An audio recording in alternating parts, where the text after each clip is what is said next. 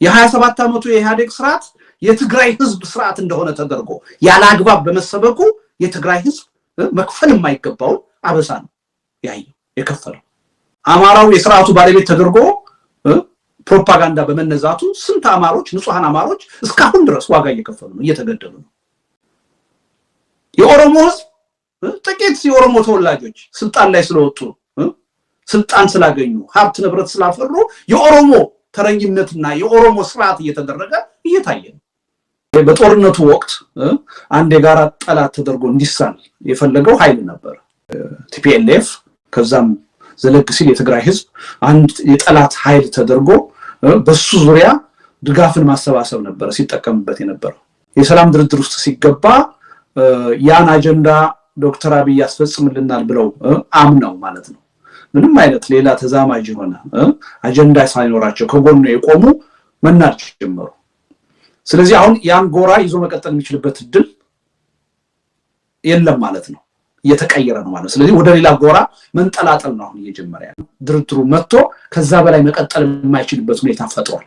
ሲፈጥር አሁን እንደገና ወደ ሌላ ኮንስቲትዩንሲ ራሱን መቀየር አለበት እና መጀመሪያ ሞር የአማራ ኤሊት ላይ ኢትዮጵያኒስት ነኝ የሚለው ኃይል ጋራ የመጣበቅ ነበር።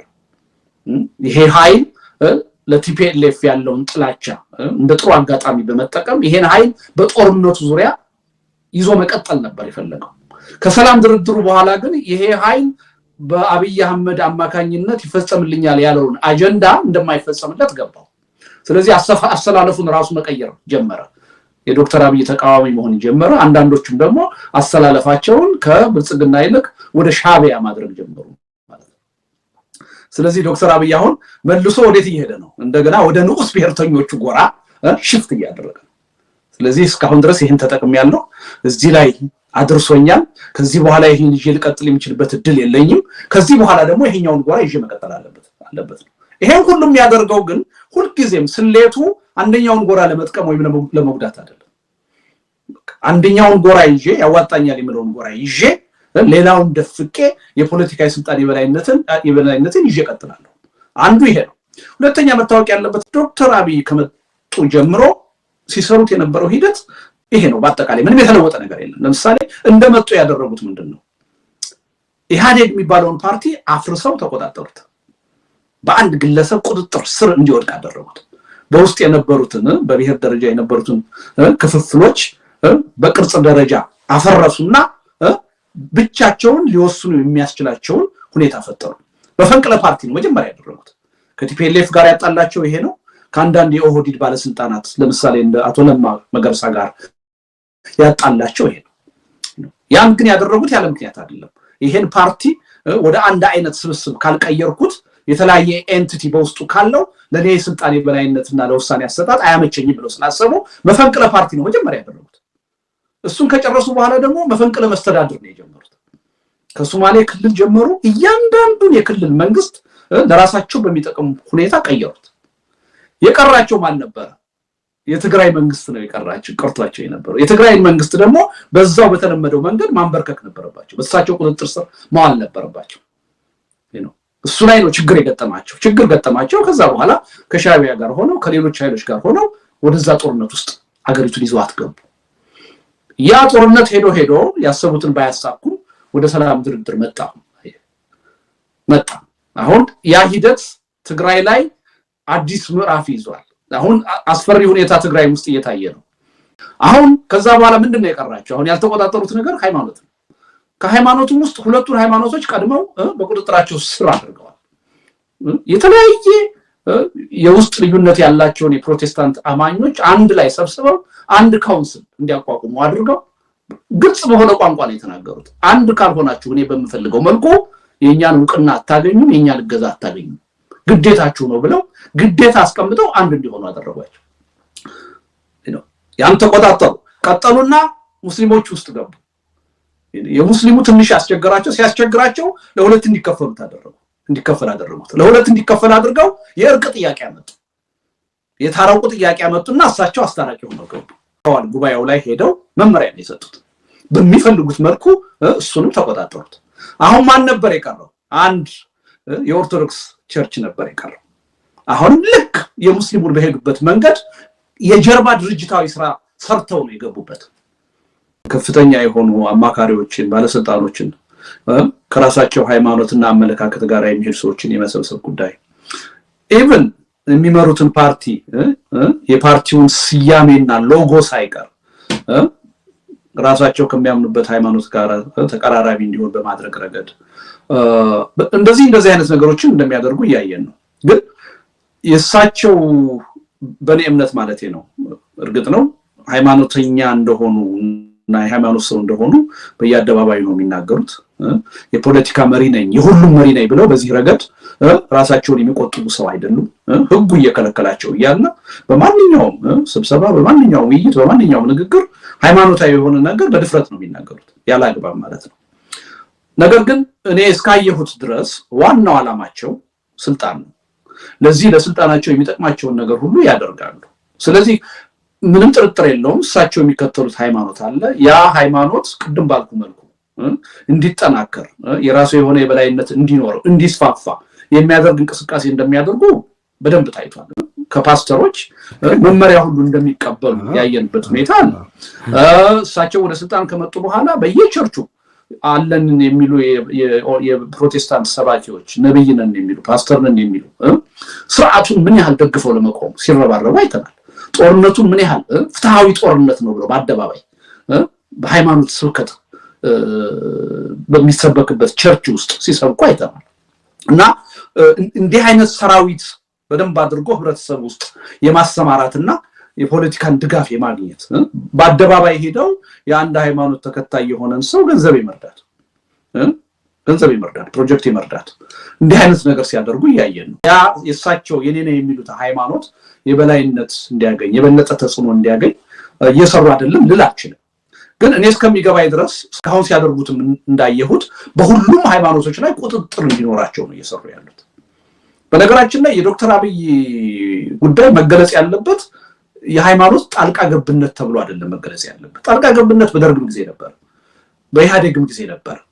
የዶክተር አብይ ጣልቃ ገብነት አይደለም፣ ቁጥጥር ነው፣ ሙሉ ቁጥጥር ነው። ያን ኃይል ራሳቸው እንደፈለጉ የሚመሩበትን ሁኔታ የሚቆጣጠሩ ኦልሞስት ባለቤት የሚሆኑበትን ሁኔታ ነው መፍጠር እየፈለጉ ያሉት ከተጠቃቀስኳቸው ምሳሌዎች ውጪ። ግን እኔ በደንብ ከመጀመሪያው ጀምሮ እንደተከታተልኳቸው ዋናው ግባቸው የአንድ ብሔር ጥያቄም አይደለም የአንድ ሃይማኖት ጥያቄም አይደለም። እነዛን ነገሮችም ለመጠቀም የሚሞክሩት ለስልጣናቸው ካላቸው ቀናይነት ነው። እና ትልቁ ሴንትራል የሆነ የሳቸው ኢንተረስት በስልጣን መቆየት ነው፣ ስልጣንን ኮንሶሊዴት ማድረግ ነው። ለዚህ የሚጠቅማቸውን አጀንዳ ሁሉ ይጠቀማሉ። ማንም ፖለቲከኛ አንድ ጊዜ ስልጣን ላይ ከተቀመጠ በኋላ ሁሉንም ሃይማኖቶች ሊከተል አይችልም። አንድ ሃይማኖት ነው ሊኖረው የሚችለው በግሉ። ግን ይሄ ሰውዬ በሁሉም ሃይማኖት እየሄዱ ተቀባይነት እንዲያገኙ ሲፈልጉ ለኔ ኮመን ሴንስ ምን ያህል የፖለቲካ የምርጫ ካርድ እያሰባሰቡ እንደሆነ ግልጽ ነው። አንድን ሃይማኖት የበለጠ ገናና የማድረግ የበለጠ እንዲስፋፋ የማድረግ ፍላጎት የለም ልልህ አልችልም። ለዛ በቂ ማሳያዎች እያየን ነው። እኔ ግን በእርግጠኝነት ልናገር የምችለው ግን ዶክተር አብይ ማንኛውንም የሃይማኖት ጉዳይ ማንኛውንም የብሔር ጉዳይ ማንኛውንም የፖለቲካ ጉዳይ ለሳቸው የስልጣን የበላይነት እስከጠቀማቸው ድረስ ይወስዱታል፣ ይይዙታል። ለኔ የፖለቲካ ስልጣን አይጠቅሙም ካሉ ደግሞ የኔ ነው ብለው የሚታመኑለት ነገር ያለ አይመስለኝም። ዛሬ ነው እንደ ዶክተር አብይ በኢትዮጵያ ጉዳይ ላይ ወይም በመብት ጉዳይ ላይ ጣልቃ የገቡት ችግር የፈጠሩት? ከመጡ ጀምሮ ምን ሲሰሩ ነው የነበረው? ገና መጀመሪያ እኮ ጥያቄው መነሳት የነበረበት ይሄ ሰውዬ 27 ዓመት ሙሉ የኢህአዴግ ሰው ሆኖ እያለ ድንገት መጥቶ ስልጣን ሲይዝ እና እንደዛ አይነት ንግግር ህዝብን የሚያማልን ንግግር ሲናገር ነበር እኮ ጥንቃቄ መደረግ ያለበት። ንግግር ጥሩ ነው፣ ግን 27 ዓመት የዛ ስርዓት አካል ነው የነበርከው። አሁን በመጥፈጥራቸው መዋቅሮች በመታመጣቸው ተጨባጭ ለውጦች ነው አንተ የምንደግፈውና የምንቃወመው። እሱን በተግባር አሳየን መባል አለበት አይደል? እንዲሁ በጭፍን እነ ዶክተር አብይ በፍጹም የዛ ስርዓት አካል እንዳልሆኑ እንደግፍ ተባለ በጭፍን። ምንም አይነት የማዋቅር ለውጥ የህግ ማሻሻያ ሳያደርግ ዶክተር አብይ እኔ አሻግራችኋለሁ ሲል አዎ ያሻግረናል ብለው የሽግግር ኮሚሽን እንዲቋቋም ኋላ ላይ የሽግግር ሂደት ወይም መንግስት እንዲቋቋም ምን ጠይቀውን ሰዎች ሁሉ እንደ ሀገር ጠላት በየአደባባዩ ያጠለጠሉ ሲያወግዙ የነበሩ ሰዎች ናቸው እነዚህ ሰዎች። ዶክተር አብይ ከመጣ ጊዜ ጀምሮ ከቡራዩ ጭፍጨፋ ጀምሮ ከጌዲዮን መፈናቀል ጀምሮ ከኦሮሞና ከሶማሌ ክልል ግጭት ጀምሮ በመቶ ሺዎች በሚሊዮኖች ሲፈናቀሉ ዝም ያሉ ሰዎች ናቸው። ለውጥ የሚያመጣው ሂደት ነው እንታገሰው ሲሉ የነበሩ ሰዎች ናቸው። በኦሮሚያ በማንነታቸው ኦሮሞ የሆኑ ሰዎችም አማራ የሆኑ ሰዎች እየተለዩ ሲገደሉ ሲጨፈጨፉ በዶዘር በማስ ሲቀበሩ ዝም ያሉ ሰዎች ናቸው። ትግራይ ውስጥ ራሳቸው የችግሩ አካል ሆነው የጉዳዩ ባለቤት ሆነው ገፍተው አገሪቱን ጦርነት ውስጥ አስገብተው በሚሊዮን የሚቆጠር ህዝብ ሲያልቅ ሬንጀር እየለበሱ የመንግስት ደጋፊ ሆነው ጦርነትን ሲደግፉ ብቻ አይደለም ሲያዋጉ የነበሩ ሰዎች ናቸው። ዶክተር አብይ ሱዳንን አስገብቶ የኢትዮጵያ ሉዓላዊ መሬት ካስደፈረ በኋላ ኤርትራን የመሰለ ጭራቅ መንግስት አስገብቶ የራሳችንን ህዝብ ካስጨፈጨፈ በኋላ ምን አዲስ ነገር ፈጥሮ ነው አሁን እንደ አዲስ ነገር እንደተፈጠረ ሆኖ መተው ገብተው አሁን ካለንበት እንቀጥል የሚሉ መለወጣቸው ጥሩ ነው ከልባቸው ተለውጠው ከሆነ ግን ካሁን በፊት የተሰሩትን ስህተቶች አምኖ መቀበል ያስፈልጋል። ጸጸት ማሳየት ያስፈልጋል። ኦኬ በተሳሳተ መንገድ ይሄን ሰውዬ ደግፈን ለተሰሩ መጥፎ ስራዎች ለወደሙ ሀብት ንብረቶች ለወደሙ ለጠፉ የሰው ህይወት እኛም የተጠያቂነት ድርሻ አለብን። ለዚህ ጸጸት ይሰማናል ይቅርታ እንጠይቃለን መባል አለበት። አይደለም ደግፎ የቆሙ ሰዎች እኮ እኔ ደግፌ ያልቆምኩ ሰው ግን እንደ አንድ የፖለቲካ ሰው ታግዬ ይሄን ነገር መለወጥ ባለመቻሌ ጸጸት ይሰማኛል ይቅርታ ጠይቃለሁ ብያለሁ። እኔ ተቃዋሚ እንኳን ሆኜ ማለት ነው። ደግፈው የቆሙ ሰዎች ምን አዲስ ነገር ተፈጥሮ ነው አሁን መልሰው ተቃዋሚ የሚሆኑት? ተቃዋሚ አይሆኑ አይደለም መቃወማቸው ጥሩ ነው። ሲቃወሙ ግን ያሳዩን ትናንት ለምን ደገፉ ዛሬ ለምን ተቃዋሚ ሆኑ? ነገ እንድናምናቸው ከፈለጉ አንድ ሰው ጋዜጠኛ ሲሆን ማህበራዊ አንቂ ሲሆን የፖለቲካ መሪ ሲሆን ኃላፊነት እየወሰደ ነው። ምክንያቱም ህብረተሰብ አይምሮ ላይ ተጽዕኖ የመፍጠር አቅም አለው ማለት ነው። ያ ኃላፊነት ያ አቅም ከግዴታ ጋር ነው አብሮ የሚመጣው። ስናጠፋ ሁላችንም ተጠያቂ መሆን አለብን። ይቅርታ ጠያቂ መሆን አለብን እንጂ የፈለከውን ነገር ስታጠፋ ኖረህ ድንገት ራስን ለውጫለሁ ብለህ አሁንም በህዝብ አይምሮ መጫወት ትክክል አይደለም። እና ይሄን ህዝቡ በዋናነት መጠየቅ አለበት። ምን አዲስ ነገር ተፈጥሮ ነው? ምን ያስተሳሰብ ለውጥ አምጥታችሁ ነው የተቀየራችሁት? ሪሊ አሁን የኦርቶዶክሱ ችግር የትግራይና የኢትዮጵያ ጦርነት በነበረበት ሰዓት ተከስቶ ቢሆን ኖሮ ይሄን ያህል ድጋፍ ያገኝ ነበር? እነዚህ ሰዎች በዚህ መጠን ወጥተው ይደግፉት ነበር? አይዳውት። ያኔ ብዙ መከራ ሲደርስ ብዙ ጭፍጨፋ ሲደርስ ያን ነገር የምንቃወመው ሰዎች ኃጢአተኛ አድርገው ወንጀለኛ አድርገው ሲያወግዙ ነው የነበሩት። በዛ ጦርነት ለሆነው ነገር ለእግዚአብሔርም ንስሐ ልንገባ ይገባል፣ የተበደለውን ህዝብ ይቅርታ ልንጠይቅ ይገባል ብለዋል። ወደፊት ምን ሄድበት መንገድ የጠራ እንዲሆን የተሻለ እንዲሆን የሚያስተማምን እንዲሆን ከተፈለገ ይሄ ነገር አስፈላጊ ነው። ሌላው ህብረተሰብ ሰዎች አንድ ነገር ሲደግፉና ሲቃወሙ ትናንት ያሉትን ነገር እንዲሁ ዝም ብሎ መርሳት የለበትም። ተቀይራችኋል ወይ ተጸጽታችኋል ወይ ላስከፈላችሁን ዋጋ ምንድነው እያላችሁ ያላችሁት ማለት አለበት። ትናንትና ለምሳሌ አቋም ያልወሰደን ዝም ያለን ሰው ምንም አሁን ዛሬ አንድ አቋም አዲስ አቋም ቢስ ብዙ ላይ ደንቀን ይችላል፣ ችግር የለውም። ኦኬ ዝምታውን ሰብሮ ከወጣ የበለጠ ኃላፊነት ተሰምቶታል ሰየው ልንል እንችላለን። ትናንት ግን ተቃራኒ የሆነ አቋም ሲያራምዱ የነበሩ ዛሬ መንግስት በኦርቶዶክስ ሃይማኖት ላይ ያደረገ ያለውን በደል በሌሎች ላይ ሲፈጽም ዝም ያሉ ሰዎች ግን ይሄን አቋማቸውን አጥርተው ነው መግባት ያለባቸው። ህዝቡን መጠየቅ አለበት እንጂ እንደው ዝም ብሎ ከቆምንበት እንቀጥል ማለት ትክክል አይደለም። መጀመሪያ ዋጋ ያስከፈለን በዶክተር አብይ ጉዳይ ይሄ ነው። 27 ዓመት ሙሉ የዛ ስርዓት አካል የሆኑ ሰዎች እነሱ እንደ ንጹህ ራሳቸውን አድርገው ኃጢያቱን ሁሉ ሌላ አንድ ድርጅት ላይ ብቻ ከምረው እንቀጥል ሲሉ ጥያቄ መጠየቅ ባለመቻላችን ምን ለውጥ ነው በተግባር ከነሱ የተለየ የምታመጡት? የመዋቅር ማሻሻያ ልታረጉ ነው? የተቋም ማሻሻያ ልታረጉ ነው? የህግ ማሻሻያ ልታረጉ ነው? እሱን አሳዩ።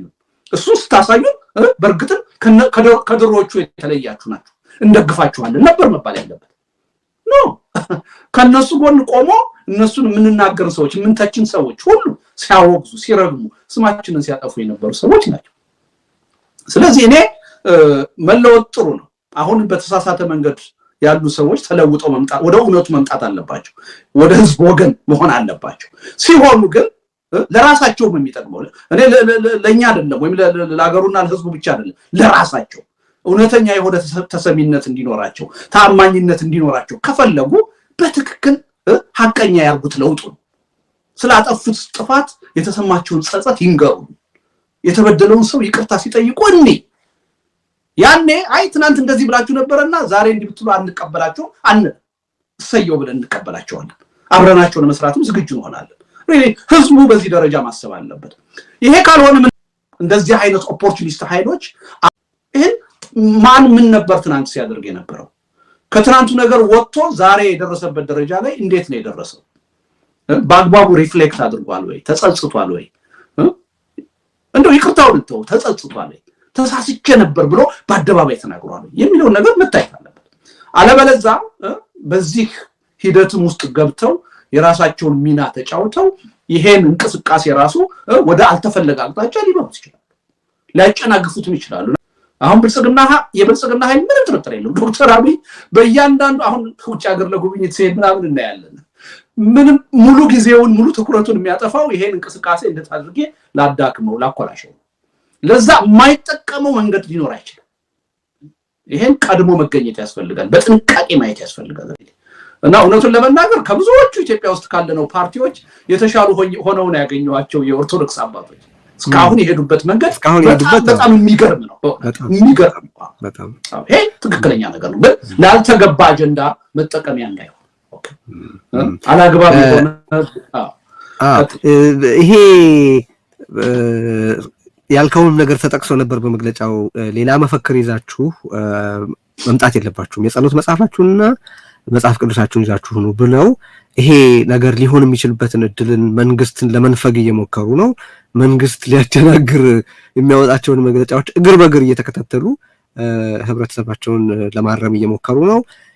የኦርቶዶክስ ቤተክርስቲያን መገናኛ ብዙሃን በህዝብ ዘንድ ያላቸውን ተደራሽነት በኢንተርኔትም በሌላ መንገድም ለመጨመር የመመሪያን የሚካሄዱትን እንቅስቃሴዎች በተመለከተ ማንም ሳይሆን በሲኖዶሱ በኩል የሚተላለፉ በሚዲያዎች በኩል የሚተላለፉትን መልእክቶች ነው መስማት የሚያስፈልገው የሚል የተማከለ አይነት አካሄድ ለመሄድ ጥረት እያደረጉ ነው። መጨመር አለባቸው የምንላቸውን እናነሳለን ወደኋላ፣ መፈጸም የለባቸው የምንላቸውን ስህተቶች እናነሳለን ወደኋላ። ግን ወደ አብይ አህመድ እንመለስና ይሄ ጨዋታ የከበደው አይመስልህም ወይ ብዬ በጠይቅህ እወዳለሁ። ጥቂት ነጥቦች ላንሳ። እኔ ይሄ ጨዋታ ከብዶታል፣ ከዚህ በፊት ከነበረው ትንሽ የተለየ ሆኖበታል እና ትንሽ ጨዋታው የከበደው ይመስላል እንድል ያደረጉኝን ጥቂት ነገሮች ላነሳሳ። አንዱ ከኤስታብሊሽመንት ጋር ነው እየተፋለመ ያለው አብይ አህመድ አሁን። ከዚህ በፊት ለምሳሌ በትግራይ ላይ ጦርነት ሲከፍት ያለውን ህገ መንግስት ተጠቅሞ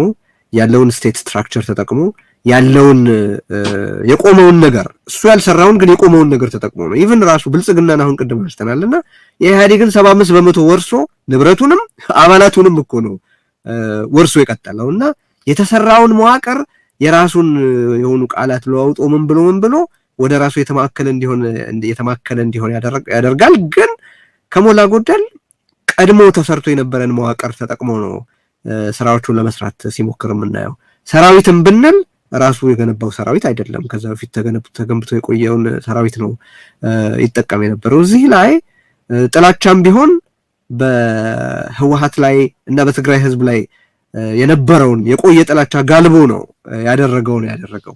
እነዚያን ሁሉ ስናይ መጀመሪያ ተሰርተው የጠበቁትን ኃይላት ለራሱ ጥቅም ማዋል ላይ ነው አብይ አህመድ ጥሩ የሚመስለው። አሁን ግን ኦሬዲ የኢትዮጵያ ኦርቶዶክስ ተዋሕዶ ቤተክርስቲያን አለች። እርሱ ከጎን ሌላ አካል ፈጥሮ ከዛ ጋር ለማፋለም እየሞከረ ያለ ይመስላል። ይሄ አዲስ ጨዋታ ይመስለኛል እኔ በአብይ አህመድ በኩል። አንድ ሁለተኛ፣ በአብይ አህመድ ስሌት መሰረት ማንኛውም ተቃውሞ እልቂት ሊሆን ይችላል፣ መፈናቀል ሊሆን ይችላል፣ ብጥብጥ ሊሆን ይችላል ከአዲስ አበባ ከ240 ኪሎ ሜትር ራዲየስ ውጪ ከሆነ የስልጣኔ ስጋት አይደለም የሚል ስሌት እንዳለው እናውቃለን። ይሄ ግን አሁን የተነሳው ተቃውሞ በጣም ሰፊ ሀገሪቱ ክፍል የሚያካልል ቢሆን ግን ማዕከሉ አዲስ አበባ ነው። አንድ ለአብይ አህመድ ችግር ይሆናል ብዬ የማስበው ነገር እሱ ነው። ሌላው ማደናገር የቻለ አይመስለኝም በሌሎች ቦታዎች ያደርግ እንደነበረውና ራቁቱን ቆሟል። የትርክት የበላይነቱንም የተነጠቀ ይመስላል። ፍርሃት መዝራት የቻለም አይመስለኝም ሳይው ነገ ኤኒቲንግ አድርጎ አቦርት ሊያደርገው ይችላል እንነጋገራለን። እሱን ግን ይሄንንም ያለው ከሁሉ በላይ ግን የጸጥታ ኃይሉ አማኝም ጭምር ነውና ሃይማኖትን ብሔርን ተሻጋሪ ሆነ ስለሆነ ሃይማኖት ብሔርን ተሻጋሪ ስለሆነ አካባቢ ተሻጋሪ ስለሆነ የሆነ አሊጀንስ ስለሚጠይቅ የራሱ ሜቢ ጨዋታው የከበደው ይመስለኛል እኔ ሳይሆንና በአንተ ግምት ይሄ እስካሁን ከተጫወታቸው ጨዋታዎች የተለየ ነው የሚል ግምት አለህ ወይ? እና ምን ትላለህ በዚህ ረገድ? አይከብደውም ልል አልችልም፣ ምክንያቱም ጉዳዩ ከባድ ነው። አዎ ግን ደግሞ ብዙ ጊዜ ዶክተር አብይ ዋና የብሔራዊ ደህንነታችን ስጋት ነው እላለሁ። ከምልባቸው ምክንያቶች ውስጥ አንዱ አደጋን ሴንስ የማድረግ አቅሙ በጣም እጅግ ዝቅተኛ ነው። እኔ እናንተን በጣም የሚያስደነግጠንና የሚያስፈራን ነገር ለሱ ምንም ማለት አይደለም። አሁን ብዙ ሰዎች እንዴ ይሄን ያህል ሺህ ሰው እየሞተ ይሄን ያህል 100 ሚሊዮን ህዝብ እየተሰደደ እየተሰቃየ ለምንድን ነው ሀዘን የማይሰማው ይላል። ያው ይሄ የሙያ ቃል ስለሚፈልግ ትክክለኛው ቃል የለኝም፣ ግን ይሄን አደጋን ሴንስ የሚያደርግበት ኦርጋን የወለቀ ይመስለኛል፣ ጭራሽ ያለ አይመስለኝም። እንደዛ ነው የምረዳውና ወይም እነዛን ነገሮች በአደጋነት አይረዳቸውም፣ አደጋ አድርጎ አይቆጥራቸውም። ቢመጡም ተቀባይነት ያላቸው ዋጋዎች ናቸው ብሎ ይላቸዋል ማለት እንችላለን። እንደሱ ይላል፣ ግን አቅሎ ነው የሚያያቸው። አቅሎ ማየቱ በአንድ በኩል ለአደጋ ይጋብዛል፣ በሌላ በኩል ደግሞ ሌሎችን ነገሮች ደግሞ አቅሎ ስለሚያይና ሪስክ ቴከር ስለሆነ በቀላሉ ነገሮችን ደግሞ የመቀልበስም አቅም አለ። እነዚህም በተደጋጋሚ ኢትዮጵያ ውስጥ አይተናል። ለምሳሌ አንድ ምሳሌ ብንጠቅስ ከፍተኛ የሆነ ጭፍጨፋ በቤኒሻንጉል ጉሙዝ በወለጋ ደርሶ አማራ ክልል ላይ በጣም ከፍተኛ የሆነ ተቃውሞ ተነስቶ ነበር፣ ታስታውሳለህ? በሁሉም የአማራ ክልል ከተሞች ከፍተኛ የሆነ አይተነው ማናውቅ አይነት የህዝብ እንቅስቃሴ፣ ሰላማዊ ሰልፍ መጣ። እሱን ነገር እንዴት አድርጎ ወዲያውኑ ውሃ እንደጨለሰበትና እንደቀለበሰው አይተናል። ሌላ ጭፍጨፋ ሌላ ቦታ ላይ ያዘጋጀና ከዛ ጀርባ ቲፒኤልኤፍ እንደነበረበት ቀሰቀሰ። ወዲያውኑ ወደ ጦርነት ውስጥ ነው የገባው። ያ ሁሉ ነገር ተረሳና ሁሉም ነገር ወደ ጦርነት ሆነ። ስቲል የነበረን ጥላቻ ነው ግን የተጠቀሙበት። አሁን ተቃዋሚ ሰልፈኞቹ ለገዛ ህዝባቸው ካላቸው ወገነኝነት ይልቅ ለህወሓት ያላቸው ጥላቻ በለጠ። ያንን ኤክስፕሎይት አደረገው እሱ ነው። ግን ያ ነገር ሄዶ ምን ያህል አጣብቂኝ ውስጥ እንደሚያስገባው እሱንም አገሪቱንም ጥሩ የሆነ ሴናሪዮ ሰርቶ አይደለም የሚገባው፣ ድንገት ነው ያን ነገር የሚወስደው። እና ትልቁ አሁን የአገር የብሔራዊ ደህንነት አደጋ ነው ብለው በዚህ ምክንያት ነው። እና ብዙ ሁኔታዎች አይተናል። እንደዚህ አይነት ተቃውሞዎች በጣም ገንፍለው ህብረተሰቡ ከፍተኛ የሆነ ተቃውሞ ሲያመጣ ነገሮችን ድንገት እንዴት እንደሚለውጣቸው እያየን ነው። ከዚህ ቀደምም እኮ በኦርቶዶክስ ከፍተኛ የሆኑ ምዕመናን ተገድለው ቸርቾች ተቃጥለው እኮ ታስታውሳለህ አይደል እንዴ? በቤተክርስቲያን ሰዎች በጣም ተቆጥተው አዲስ አበባ ላይ ትልቅ የሆነ ሰላማዊ ሰልፍ ተጠርቶ ነበር አይደል? እንዴት እንደቀለበሰው አይተናል አይደል?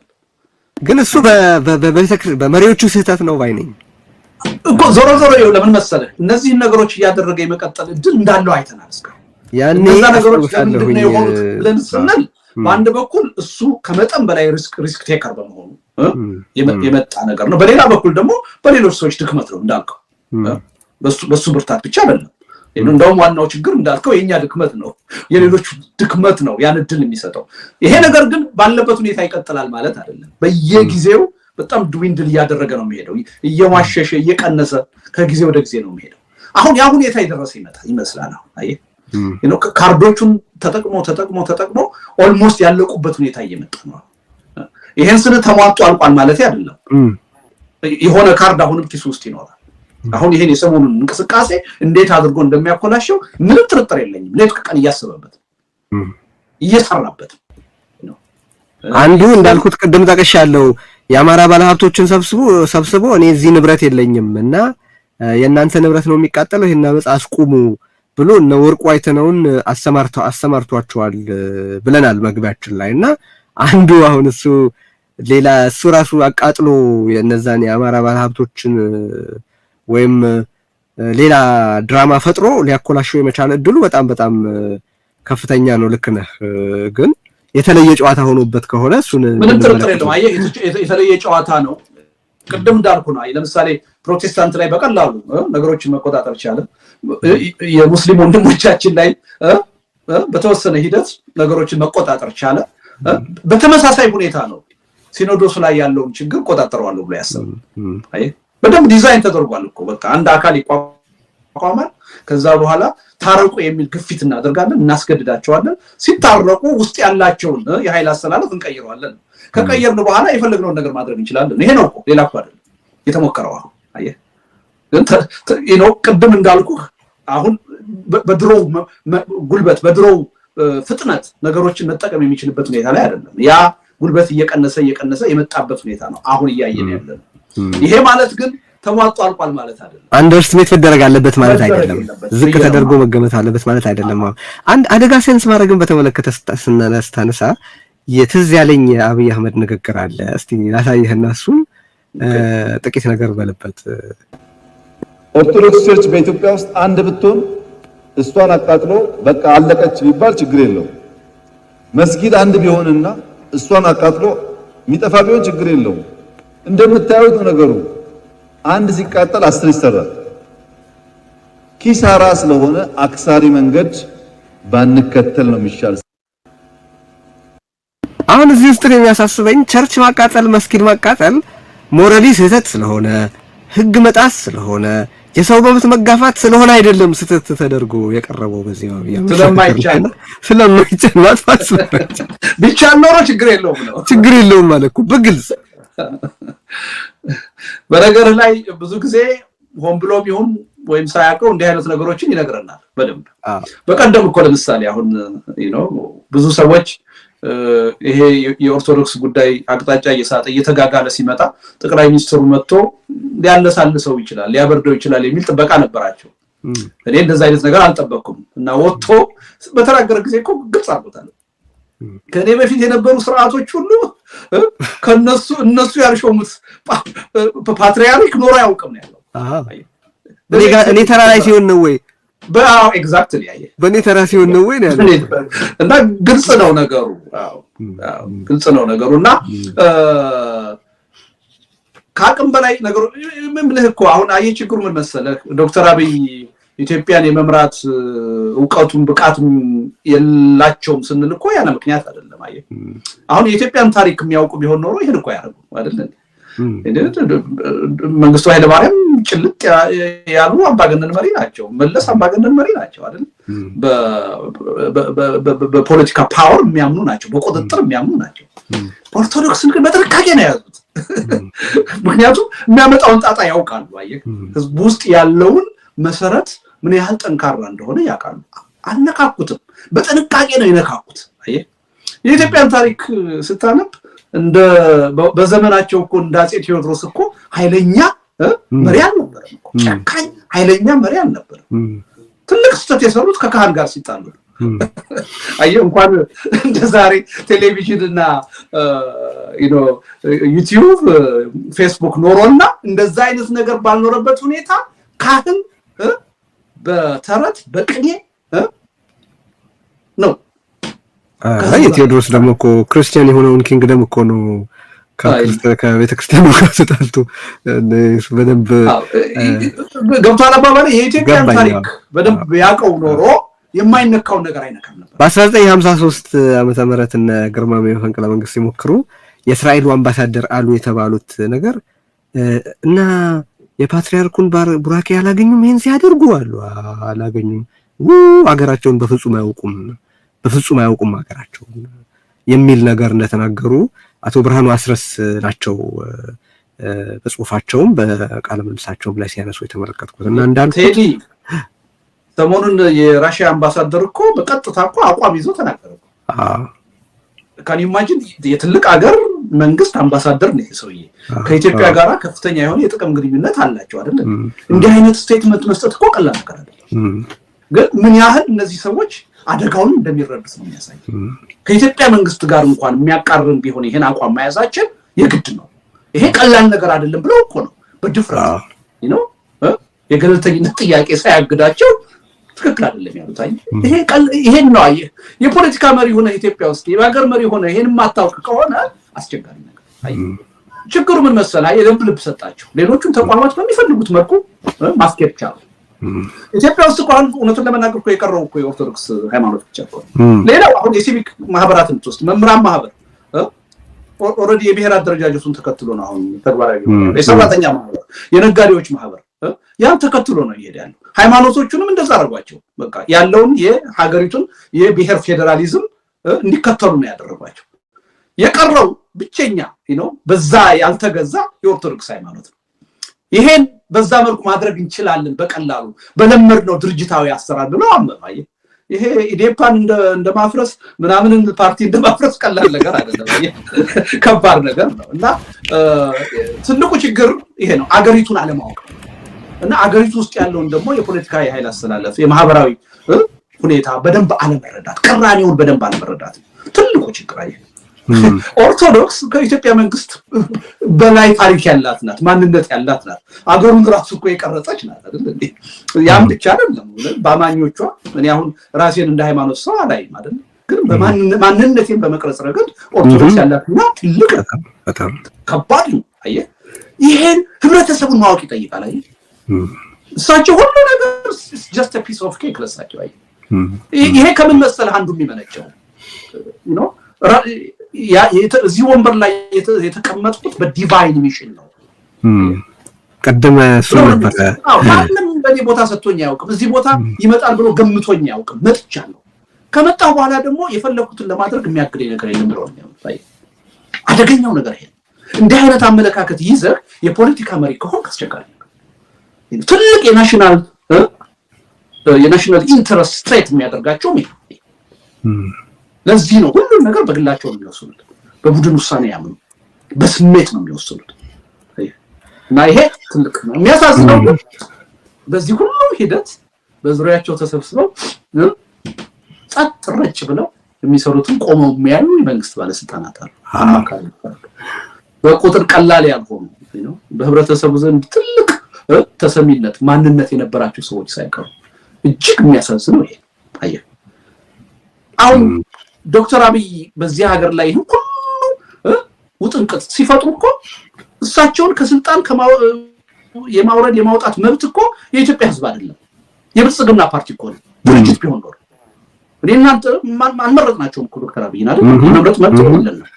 እሳቸውን መርጦ ስልጣን ላይ ያወጣቸው ብልጽግና የሚባለው ፓርቲ በአንድ ቀን ተሰብስቦ ከስልጣን ሊያወርዳቸው ይችላል። ግን በፍጹም ልክ በመላ ህዝቡ እንደተመረጡ ፕሬዝዳንት ነው አሁን እየገዙ ያለው። ተስፋ አስቆራጭ በሆነ ሁኔታ ታስታውሳለህ እንግዲህ እኔ አሁን በቃ በብልጽግና በፊትም ተስፋ ቆርጫለሁ፣ ግን እንደው በተሟጠጠ ሁኔታ ተስፋ የቆረጥኩት ያለፈው ጉባኤያቸው ላይ ነው። ይሄ እሳቸው የተመረጡበት ጉባኤ እንደዛ ከስነ ስርዓት ውጪ ከሀገሪቱ ህግ ከምርጫ ቦርድ ህግ ውጪ ከተለምዶ ውጪ አንድ ጠቅላይ ሚኒስትር ወንበር ላይ ቁጭ ብሎ እኔን የምትደግፉ እጃችሁን አውጡ፣ የምትቃወሙ እጃችሁን አውጡ እስቲ። አይ በሺህ የሚቆጠር ካድሬ አንቱ የተባሉ ዶክተሮች ፕሮፌሰሮች ባሉበት ሁኔታ እንዴት አንድ ሰው እጁን አውጥቶ እንዴ ክቡር ጠቅላይ ሚኒስትር ይሄማ አይቻልም ብሎ የስነ ስርዓት ጥያቄ እንዴት የሚያቀርብ አንድ ሰው አይኖርም? አይ እና ይሄ አሁን ስለ ዶክተር አብይ ስንናገር ስለ ራሳችንም ነው እየተናገርን ያለው። በዚህ ሁኔታ እንዲህ አይነት መሪ ኢትዮጵያ ውስጥ ስልጣን ይዞ ይሄን ያህል አመት እንዲገዛን በማድረግ ረገድ እሳቸው አይደሉም ዋናው ተጠያቂ፣ እኛ እንደ ማህበረሰብ እንደ ህዝብ እኛ ነው።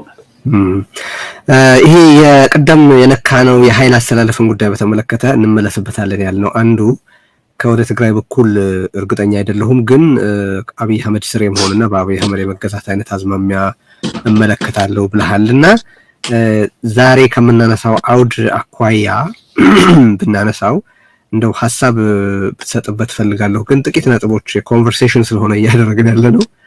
ጥቂት ነጥቦች ማንሳት ፈልጋለሁ።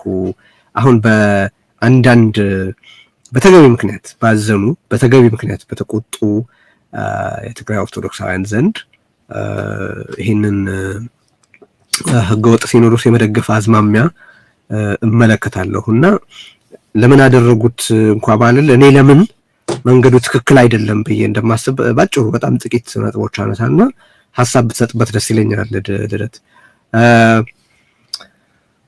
እኔ በመጀመሪያ ደረጃ ይሄንን አካሄድ የአብይ አህመድን አካሄድ የምቃወም ይሄ የአብይ አህመድ የእጅ ስራ ነው። አሁን ይሄ ምንም ጥርጥር የለውም ፀሐይ ሞቆት ያደረ ነገር ነው። የአብይ አህመድ የእጅ ስራ ነው። ይሄ ቀውስ ከምንም ከጠራ ሰማይ የዘነበ አብይ አህመድ የፈበረከው የፈጠረው ቀውስ ነውና ይሄን የአብይ አህመድ አካሄድ ለምን እቃወማለሁ? ይሄን አሁን የተቋቋመውን ህገወጥ ሲኖዶስ ለምን እቃወማለሁ ቢባል አንዱና የመጀመሪያው እኔ አብይ አህመድ ከተባለ በሐሳቡ በእቅዱ በተግባሩ በሁለመናው እኩይ ከሆነ ግለሰብ ጋር አንድ ጎራ ውስጥ መገኘት ስለማልፈልግና ሌሎችም ሊገኙ ስለማይገባ ነው ብዬ ነው የማስበው። አንድ ሁለተኛ አብይ አህመድን ሌሎች በእልህና በጥላቻ ተነድሰው መርህን በጣሰ መልኩ ደገፉት ብዬ ስተች ቆይቼ አሁን ይሄ ነገር ሲመጣ ግልጽ የሆነ ጥሰት ግልጽ የሆነ በደል እየፈጸመ እያለ በጥላቻና በእልህ ተነስቼ አብይ አህመድን ስደግፍ መገኘት በእኔ አስተያየት ሂፖክሪሲ ጭምብላምነት ስለሆነ ሌሎችን የክርስትናን እሴት ጥሰው የዜግነትን እሴት ጥሰው የሰብአዊነትን መርህ ጥሰው ጥላቻቸው በልጦባቸው ከአብይ አህመድ ጋር ቆሙ ብዬ እየተቸው አሁን ላይ ትላንት ልክ ባላደረጉ ሰዎች ላይ አብይ አህመድ የሚሰራውን ነገር በጥላቻና በእልህ ተነስቼ መደገፍ ለኔ ግብዝነት ነው። ሁለት ሶስተኛ በትግራይም አኳያ ቢታይ በትግራይ ህዝብ ላይ የተፈጸመው ጭፍጨፋ ዋና ኮንዳክተር ዋና ኮማንደር ኢንቺፉ ኪለር ኢንቺፉ አቀናባሪው አስተባባሪው ፈጣሪው አብይ አህመድ ራሱ ነው። የዚህ ጠርናፊ ቀለበት የጄኖሳይደል ኮአሊሽኑ ጠርናፊ ቀለበት አብይ አህመድና አብይ አህመድ ነው። በነገራችን ላይ አስመራን፣ ባህር ዳርን፣ አዲስ አበባን፣ ቴህራንን፣ አንካራን፣ ሞስኮን፣ ቤጂንግን፣ አቡዳቢን ከትግራይ አንጻር ያሰለፈው ብቸኛ ቀለበት አብይ አህመድ ነው። ይህንን ቀለበት ይህንን የጭፍጨፋ አስተባባሪ ቀለበት መደገፍ ማለት ሞት ነው። እሱ የሚሰራውን መተባበር እሱ የሚሰራውን ሳይድ መደገፍ በሱ በኩል ሆኖ መገኘት የአብይ አህመድን አጀንዳ ማራመድ በቀጥታም ሆነ በተዘዋዋሪ ለኔ እንደ ውድቀት እንደ ውርደት የማየው ነገር ነው እና ሪሊ የፍትህ ጉዳይ ከሆነ ደግሞ ጉዳያችን እኔ በትግራይ በኩል የሚነሱ ተገቢ ጥያቄዎች አሉ። እኔ አሁን ቤተክርስቲያኑ የትግራይን ህዝብ ይቅርታ ትጠይቅ። በቃ የተሰራ ግልጽ በደል አለ። የተፈጸመውን የዘር ጭፍጨፋ አውቃ ይሄ ትክክል አልነበረም፣ በዚህ ጊዜ ዝም ማለታችን ትክክል አልነበረም እንድትል ፈልጋለሁ። ግን በፍትህ ኤሰንስ ካየነው የተባበረውንና ያቅማን ነው ምንድነው የመራውንና ያቀናበረውን ደግፎ የተከተለውንና የተባበረውን መቃወም እንዴት ያለ የፍትህ ኤሰንስ ነው? በእርግጥ ለትግራይ ህዝብ ቆረቆራለሁ የሚል ሰው የመራውንና ያቀናበረውን ደግፎ የተከተለውንና የተባበረውን ይቃወማል ወይ? ልረዳው አልችልም እኔ በነገራችን ላይ እና ሌሎች ብዙ ልዘረዝራቸው የምችል ነገሮች አሉ። ግን በዚህ ሰዓት ይህንን የአብይ አህመድ የእጅ ስራ የሆነ ቀውስ በቀጥታም ሆነ በተዘዋዋሪ በአብይ አህመድ ሳይድ ሆኖ መደገፍ ለኔ ሞትና ውርደት አድርጌ የማየው ነገር ነው። ኤኒዌይስ አንተ ጊዜ ወሰድኩኝ። ምን ትላለህ? እንደው ለምንድን ነው ስጋት አለኝ የምትለው? ምን በማየትህ ነው? ምንድነው ይፈጠራል ብለህ የምትሰጋው? ምንስ ነው መሆን የለበትም የምትለው? እስቲ እሱ ላይ ሐሳብህን ስጠኝ። እንደው ግን እንትን ምናልባት ያለ አግባብ አድማጮች እንዳይረዱት ይሄ ነው በሆነ አጋጣሚ በስተት ላይ ስተት ነው ሲሰራ የሚውለው ዶክተር አብይ ከቀውስ ወደ ቀውስ ነው ሁልጊዜ የሚያሸጋግረን። ግን ይሄ ማለት ደግሞ አንዳንድ ጊዜ ደግሞ ትክክለኛ ነገር አይሰራም ማለት አይደለም። በሆነ አጋጣሚ ትክክለኛ ነገር ሰርቶ የሆነ አካል ቢደግፈው እኮ ደግሞ ሰየው አሁን ለምሳሌ ኦርቶዶክስን በሚመለከት ያራመደው አቋም በሆነ አጋጣሚ ትክክል ቢሆን ኖሮ እኮ ችግር እኮ የለው አይደል እኛም እንደግፈው እንችላለን ይሄ ማትክክል እኮ ነው መቼም ዶክተር አብይ ስለሆነ ዝም ብለን ልንቃወም አንችልም ይሄን ችግር የፈጠረችው ቤተክርስቲያኗ ናት እንደ መንግስት እኮ መያዝ የሚገባውን አቋም ነው የያዘው ብለን እኮ ልንደግፈው እንችል ነበር የሚገርመው እኮ ጭንቅ ያለ አይን ያወጣ ስህተት መፈጸሙን ያየ ነው እየታየው ነው የሚደግፉት አይ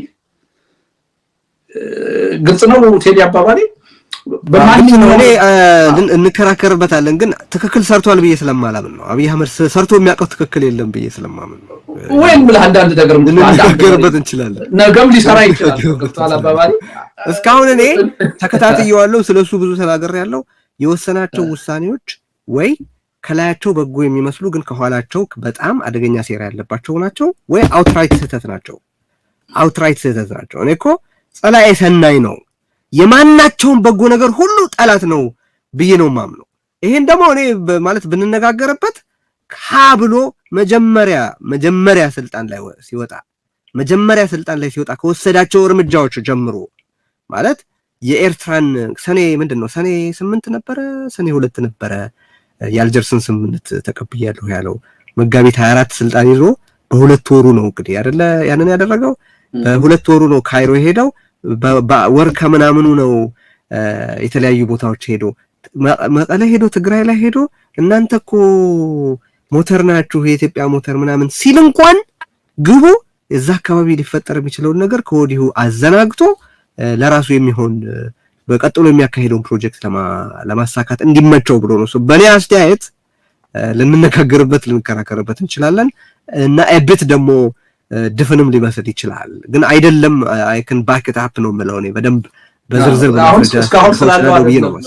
እስካሁን ስላለው ገባኝ እኔ ግን እስካሁን 5 አመት ይሄው የፊታችን መጋቢት 5 አመት ይሞላዋል ይሄ ሰው የስልጣን ላይ 5 አመት ሙሉ የወሰናቸውን ውሳኔዎች አሰልፈን ብናያቸው በጎ መነሻ በጎ ውጤት እንዲያመጡ ተደርገው የታሰቡ ድርጊት የለባቸውም ብዬ ስለምከራከር ነው ቀጥል ግን አንተ ግን አሁን ካለ መነሻ እንውሰድና ፋላሲ እንዳይሆን ነው እስካሁን ሲሰራ የነበረው ስህተት ነው ነገም አንድም ነገር ጥሩ ነገር ሊሰራ አይችልም ብዬ እኔ መደምደም አልችልም that is fallacy ነው እኔ ሊሰራ ይችላል እስካሁን ካለው ተነስተ አለ ስሪቱ ቅድም የጠየቀው ጥያቄ አለ ለምሳሌ ኦኬ ሰዎች መለወጣቸው ጥሩ ነው ግን ዝም ብለን ተለውጠናል ስላሉ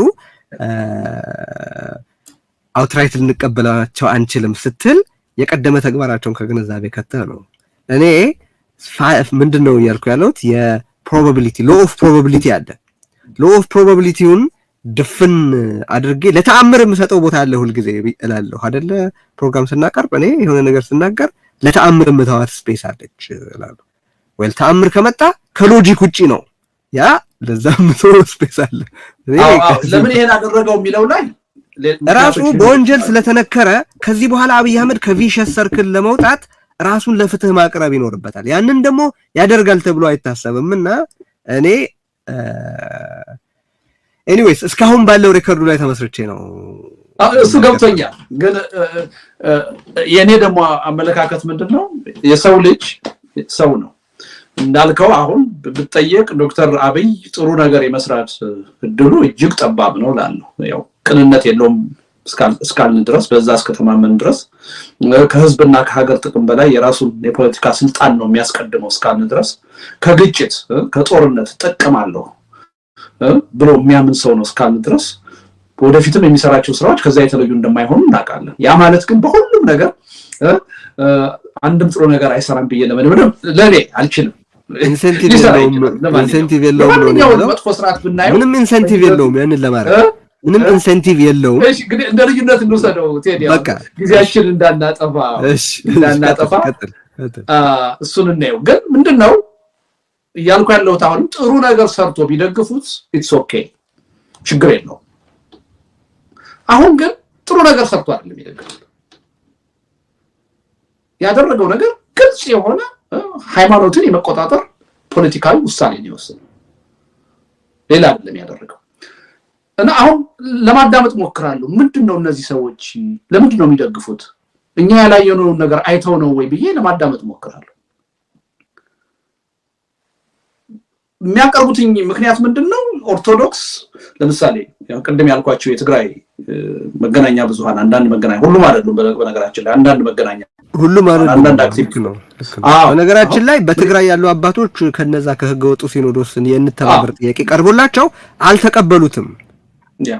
እሱንም በውይይታችን ውስጥ ማንሳት አለብን። እንደው ይሁኑ ትናንትም ተከታትለ ከሆነ ዴንቨር ያለ አንድ ቸርች በደም የኦርቶዶክስን ውሳኔ የኢትዮጵያ ኦርቶዶክስን ውሳኔ ደግፎ ሰላማዊ ሰልፍ ሁሉ ወጥቶ አይተናል። በጣም ደስ የሚል የሚያበረታታ ነገር እና እንደው እነዚህ ኃይሎች የጨፈለቅ ነው እንዳይሆን ልክ ነው ማንሳት በጣም ጥሩ ነው። ሁሉ ያሉ ግን ቮካል የሆኑ ጥቂት ድምጾች ግን አሉ። እነሱን በተመለከተ ነው የምንነጋገረው። ደግሞ ኢምፓክታቸው ቀላል አይደለም።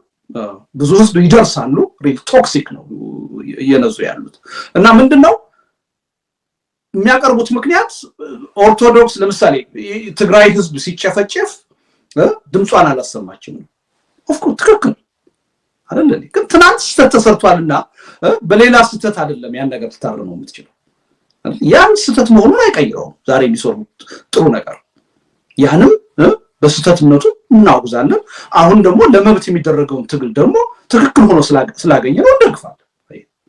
አይ ትናንት እንደዚህ አይነት ስተት ተሰርቷልና ዛሬ የሚሰሩትንም ነገር ከምክንያት ውጪ ሄጄ እቃወማለሁ ማለት ይሄ በጣም ትክክል ያልሆነ ነገር ነው።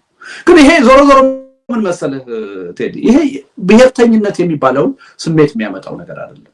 በቃ አሁን ለኔና ላንተ ኢትስ ኮመን ሴንስ። አሁን በተፈጠረው ጉዳይ የመንግስት እጅ እንዳለበት ምንም ምርምርም አያስፈልግም። ግልጽ የሚያሻማም ነገር አይደለም።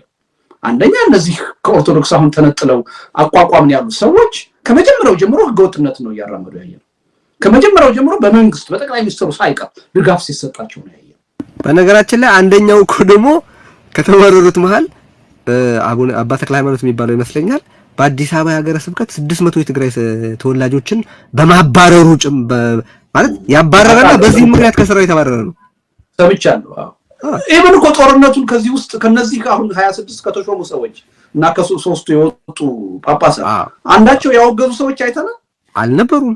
ተጠያቂ ሆናቸው በጋራ ለዛም ምንም ጥያቄ የለውም። ምን የተለየ ነገር ኖሯቸው እና የሚያሳሱ ነው እንዴ ባይብሱ ነው ለአብይ አህመድ በዛ ልክ ቅርበት ካላቸው ቢብሱ እንጂ ወጥተው በአደባባይ ላይ ይሄ ነገር ትክክል አይደለም ያሉ አይደሉም። and in fact to the contrary በእላፊ ሄደው የትግራይ ተወላጆችን እየለቀሙ ከአዲስ አበባ ሀገረ ስብከት አባረው በዛ ምክንያት ግፍ ሰርተሃል ተብለው የተባረሩ ናቸው። ያኮረፉበት ምክንያት እኮ በበቂ መጠን በትግራይ ተወላጅ ኦርቶዶክሳውያን ላይ በደል እንድሰራ አልተተውኩም የሚል ጭምር ያለበት ነው።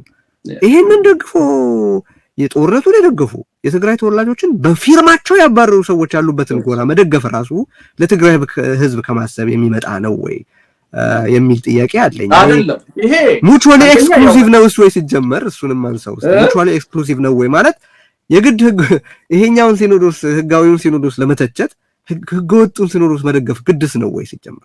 እሱ እኮ ነው የሚያሳዝነው እኮ ምንም ምክንያታዊ አይደለም። ቅድም እንዳልከው ሂፖክራሲ ነው እንጂ ምንም ይሄን ለማድረግ የሚያስችል አመክንዮ የለም። ግን ሁልጊዜ የጠላት ወዳጅ ነው። አየህ ሌላውን ቅድም ስንተቸው የነበረው እናንተ ስንተቸው የነበረው የዶክተር አብይ ደጋፊ ሆኖ ላለፉት 5 ዓመት የዘለቀው አካል ለምንድን ነው የተቸነው? በመርህ ሳይሆን ለሀገርና ለህዝብ በሚጠቅም አጀንዳ ሳይሆን በጥላቻ ዶክተር አብይን ስለደገፈ ነው የተቃወም ነው አይደል ምናወግዘው። አሁንም እነዚህ ኃይሎች ዶክተር አብይ ያነሳውን አጀንዳ እሱ ያቋቋመውን ኃይል የሚደግፉት በእውነት እንወክለዋለን ለሚሉት ህዝብ የሚጠቅም አጀንዳ ኖሮ አይደለም እዛ ውስጥ። እስኪ አሁን የትግራይ ጉዳይ ነው ሰደ በኦርቶዶክስ ጉዳይ የትግራይን ህዝብ ነጥሎ ማየት ይቻላል? በየትኛው መመዘኛ ማለት ነው ኦርቶዶክስ እና የትግራይ ህዝብ እንዴት ነው ነጥሎ ማየት የምችለው? ከዚህ ሂደት የትግራይ ህዝብ እንዴት ነው ተጠቃሚ የሚሆነው? ደግነቱ ትግራይ ውስጥ ያሉ ሰዎች በተለይ የሃይማኖት አባቶች ይሄን ነገር ጠንቀቃ ያወቁ ናቸው። አረሱ ታሪካቸውን መሰረታቸውን አረሱ። እንደውም ያ አባት ሰምተ ከሆነ የዚህ የቴሌቪዥን ስራ አስኪያጁ ትግራይ አባቶች በጦርነት እየተጨፈጨፉ እየተራቡ አዲስ ሲኖዶስ እናቋቁም አላሉ። ፓትሪያርክ እንምረጥ አላሉ ነው ያሉት። ከዚህ በኋላ አይወክልንም ብለው ቅሬታቸውን ገለጹ እንጂ ከነበራቸው ብሶት አንፃር እዛ ደረጃ አልሄዱም ነው ያሉት። ይሄ ቅድም እንዳልከው እኔ በነገር ላይ የምደግፈው ሐሳብ ነው። ሲኖዶሱ ይሄን ጉዳይ ሰከን ብሎ እኔ የአባት አንድ ምልክት ሲናገሩ ሰምቻለሁ። ወደ ትግራይ ለመሄድና ይሄን ችግር ለመፍታት ዝግጅት እያደረግን ነበር፣ በአጋጣሚ ይሄ ነገር ተከስቶ ነው ያልሄድነው ሲሉ ሰምቻለሁ። ይሄን ነገር በደንብ መነጋገርና ማረም ያስፈልጋል። ይሄ ከማንም በላይ ለቤተ ክርስቲያኗ ጠቃሚ ነው። በእውነት ለህዝቡ ለአማኙ አንድነት ጠቃሚ ነገር ነው። የኢትዮጵያ ኦርቶዶክስ ሃይማኖትን ከትግራይ ውጭ ማሰብን አይችልም። በእውነት ይሄ ሊሰሩበት የሚገባ ጉዳይ ነው። ለማንም ብለው ሳይሆን ቆመንላታል ለሚሏት ቤተክርስቲያን ይጠቅማል። ራሱ ይሄ ለህልውናቸውም ጠቃሚ ነው እና ይሄን እኔም የምደግፍ መሆኑን ይሄን የበለጠ ሊገፉበት እና በድፍረት ሊሄዱበት የሚገባ ጉዳይ ነው። ይሄ በተጻራሪ የቆመውንም አፍራሽ ኃይል ትንኮሳው ጥረቱ እንዳይሳካ በማድረግ ረገድ ይሄ ትልቅ አስተዋጽኦ የሚኖር ይመስለኛል እና በዛ መልኩ መሰራት ያለው ዞሮ ዞሮ ምንድነው ይሄ ነው ትልቁ። በስሜት የምታስብ ከሆነ የሚገዛህ ብሔርተኝነት ብቻ ከሆነ ከምክንያት መራቅ ነገሮችን የጠላት ወዳጅ ብለህ ነው የምትመስለው እንጂ ለህዝብና ለሀገር ምን ይጠቅማል ምን ይጎዳል ብለህ በጭንቅላት ሐስበህ በምክንያት ተመርተህ አይደለም የምትወስነው። አሁን ከነዚህ ጥቂት የኦሮሞና የትግራይ ኤሊቶች ያየነው ነገር ይሄን አሳፋሪ ነው በእውነት። አሁን ያን ያህል ጦርነት ትግራይ ውስጥ ተካሂዶ ያ ሁሉ ንጹሃን በዚህ መሪ አማካኝነት ቅድም እንዳልከው ኮማንደር ኢንቺፍ ሆኖ በመራው በደንብ ሊሰመርበት የሚገባው ቅድም የተናገርከው ነገር አለ። እርግጥ ነው የጠላትነት ስሜት ያላቸው ብዙ ኃይሎች አሉ በዙሪያው ይሄን ጦርነት የፈለጉት።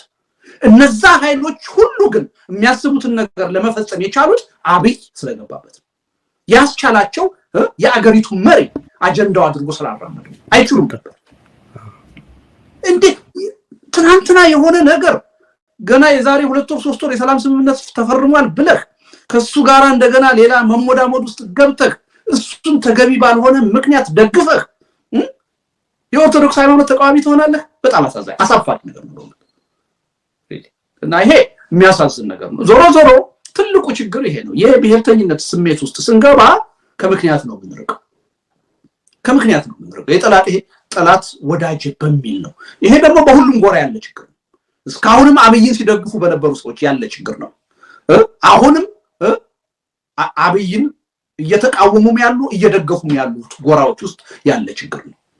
ይሄን ሁኔታ ካልፈታን ነገሮችን የምናየው ከሀገርና ከህዝብ ጥቅም አንፃር ካልሆነ በስሜት በብሔርተኝነት ስሜት የምንወስን ከሆነ አሁንም ጣጣችን ገና መሆኑን የሚያሳይ ነው፣ የሚቀጥል መሆኑን የሚያሳይ ነው። ስለዚህ ሪሊ እኔ የትግራይ መንግስት አቋም በዚህ ረገድ ምን እንደሆነ አላውቅም፣ ሲገልጹም አልሰማሁም። እውነት ለህዝቡ ጥቅም የሚያስቡ ከሆነ ለህዝቡ ደህንነት የሚያስቡ ከሆነ ይሄን ነገር አስበውበት እነሱን ጥረት ያደርጉ ይገባል ብዬ አምናለሁ። እና እኔ በአጠቃላይ የሚያሳዝን ነገር ነው ያየነው በእነዚህ ኃይሎች። አንዳንዴ አዳምጬ ማመን ነው የሚከብደኝ የሚሉትን የሚያራምዱትን ነገር ስሰማ። እንዴት የፈለገ አይነት ስላቻ ቢኖርህ የፈለገን ኃይል ለማጥቃት ብትፈልግ የፈለገን ኃይል ለመደገፍ ብትፈልግ በኢትዮጵያ ለሺህ ዘመን የቆየ አንድ ሃይማኖታዊ ድርጅት ተደርጎ የማይታወቅ ነገር አንድ ባወጣ መልኩ ህገወጥ አካሄድን እያየ እንዴት ትደግፋለህ? ይሄ ማለት ግን በኦርቶዶክስ ሃይማኖት ላይ ጥያቄ መነሳት የለበትም እያልን አይደለም። አረ ችግር የለበትም እያልን አይደለም። እንደውም አንድ አባት ሲሉ ሰማቸው እንዴ ኦርቶዶክስ ሃይማኖት ውስጥማ ያለው ችግር በፀጉራችን ልክ ነው አሉ። የሲኖዶሱ ዋና ጸሐፊ ይሄን ሲሉ ሰማቸው በፀጉራችን ልክ ነው ያለው፣ ይሄን ማስተካከል አለብን ማረም አለብን አሉ። ተገቢ ይሄ እያልን ያለ ነው።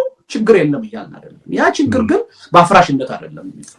ቤተክርስቲያናት ሲወድሙ ዝም አላለም አይደለም እያልን ያለ ነው። ሲኖዶሱ ቤተክርስቲያናት ሲወድሙ እኛ እኮ የምናወግዘው ዛሬ አይደለም ያኔ እኮ ዛሬ አይደለም። ኤግዛክትሊ እኔ ከማንም ማለት ድምጻችንን ከፍ አድርገን ዝም አትበሉ። ግን ዛሬ የሆነ የተመቸ ጊዜ ያገኘን እሱን የምንወቅስበት ብለን ሌላ ጥፋት እንዲጠፋ ድል እንሰጥ አንችልም ነው። እና አሁንም ቢሆን የምንጠይቀው ሲኖዶሱ ይሄንን ጉዳይ አሁንም የህብረተሰብን የመዳን ሂደት ለመጀመር የሚያስችሉ ከፍትህ ጎን ከሰብአዊነት ጎን ከክርስትና መርሆች ጋር የታረቁ አቋሞች በመውሰድ የነበረውን ዝምታና ይፋ ለጦርነቱ የነበረውን ድጋፍ በተመለከተ ወጥተው በይፋ ይቅርታ እንዲጠይቁ በኩሌ ደጋግሜ ማስታወስ መጎትጎት እፈልጋለሁ ይሄንን በተመለከተ የኔ አቋም ነው ቴዲ።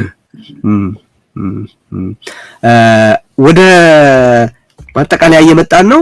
ምን ቀጥሎ መንግስት ምን ጉዳዮች ምን አሁን ቀደም መጠቅሰው ነበረ በሙሉ ጊዜው የሚያሰላስለው ይሄንን እንቅስቃሴ እንዴት ላጨናግፈው እያለ ነው ብለሃል። ትክክልም ነው።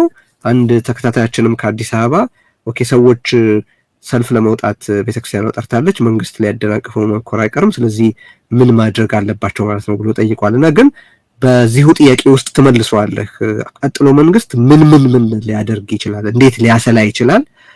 ለምን ውጤት ሊያደርግ ይችላል? አንድ ሁለተኛ ከሱ ቀጥሎ ደግሞ በዚህ በሃይማኖቱ በኢትዮጵያ ኦርቶዶክስ ቤተክርስቲያን ሲኖዶስና በእንቅስቃሴው ዙሪያ ባሉ የእንቅስቃሴው መሪዎችም ሆነ በኢትዮጵያ የፖለቲካ ፓርቲ እና የፖለቲካ እንቅስቃሴ ውስጥ በስፋት በሚሳተፉ ሰዎች መሃል መፈጸም የሌለባቸው ስህተቶች ምንድናቸው የሚለውን እናንሳ። መጀመሪያ መንግስት ከዚህ በኋላ እንዴት ያሉ እርምጃዎች ሊከተል ይችላል? ምን አይነት ስልቶች ሊተገብር ይችላል? ይሄን እንቅስቃሴ አሰልስሎ ለማጥፋት ወይም ለማዳፈን ወይ ለመቀልበስ መስዑድ? እንግዲህ ያው ግምት ነው ልንገምት የምንችለው። ያ ግምት ግን እንደው ዝም ብሎ ግምት ሳይሆን ካለፉት ባህሪዎቹ ካለፉት ተግባሮቹ ተነስተን ምንለው ነገር ነው። አንደኛ የመከፋፈል እርምጃ ሊወስድ ይችላል። ጠቅላይ ሚኒስትሩ በቀደም ለሚኒስትሮች ካቢኔ ባደረገው ንግግር ቅዱስ ፓትርያርኩን ከሌሎች ጳጳሳት ጋር ለመለየት ምን ያህል ጥረት እንዳደረገ ምን ያህል ርቀት እንደሄደ አይተናል። አሁንም በተደጋጋሚ ሽማግሌዎች በተናጠል እሳቸውን ለማነጋገር ጥረት እያደረጉ እንደሆነ በተለያየ መልኩ እየሰማን ነው።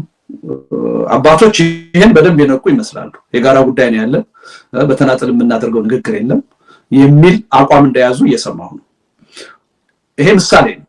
በአጠቃላይ ያን ሂደት ውስጥ ያሉ ኃይሎችን በመከፋፈል ለማኮላሸት ሊሞከር ይችላል። ይሄ ክፍተት እንዳይፈጠር ጥንቃቄ ማድረግ የሚያስፈልግ ይመስለኛል። ለምንድን ነው ይሄ የሰው ልጆች ህይወት እየከፈሉበት ያለው ጉዳይ ነው። የተፈለገውን ውጤት ማሳካት አለበት። የተፈለገው ውጤት ደግሞ ምንድነው? ሌላ አይደለም። የፖለቲካ አጀንዳ መሆን የለበት። የተፈለገው ውጤት የሃይማኖቷን የቤተክርስቲያኗን ደህንነት ማስጠበቅ ነው። ከፖለቲካ ጣልቃ ገብነት ነፃ ማድረግ ነው። ራሷ የምትፈልገውን ህገ ደንቧ የሚፈቅደውን አሰራር ብቻ እንድትከተል ማድረግ ነው። ማንም ፖለቲከኛ የሀገር መሪ ይሁን ሌላ በፈለገው መንገድ ገብቶ የሚፈተፍትባት የሚያሽከረክራት መሆን እንዳትችል ማድረግ። ይሄን እስኪያሳኩ ድረስ ይህ አይነት መከፋፈል እንዳይመጣ ጥንቃቄ ማድረግ ይመስለኛል። አንድ ሁለተኛው ለምሳሌ የአፍሪካ ህብረት ስብሰባ ሰሞኑን ይካሄዳል የሚል ነገር ሰምቻለሁ። ይሄን እንደ አንድ ምክንያት በመጠቀም ክልከላዎች ሊመጡ ይችላሉ። እንደዚህ አይነት ክልከላዎች ሲመጡ እንዴት ነው የሚታለፉት የሚለው ነገር ማጤን ያስፈልጋል። ቀውሶች ሊፈጠሩ ይችላሉ። ምንም ዛሬ ተኝተን ነገ ጧት ብድግ ስንል ያላሰብነው በጣም አስደንጋጭ ሆነ ያልገመትነው ቀውስ ሊመጣ ይችላል። ከዚህ ቀደም እንዳየናቸው ቀውሶች ሙሉ በሙሉ ከዚህ አቅጣጫ የህብረተሰቡን አመለካከት አትኩሮት ዳይቨርት የሚያደርጉ ነገሮች ሊመጡ ይችላሉ።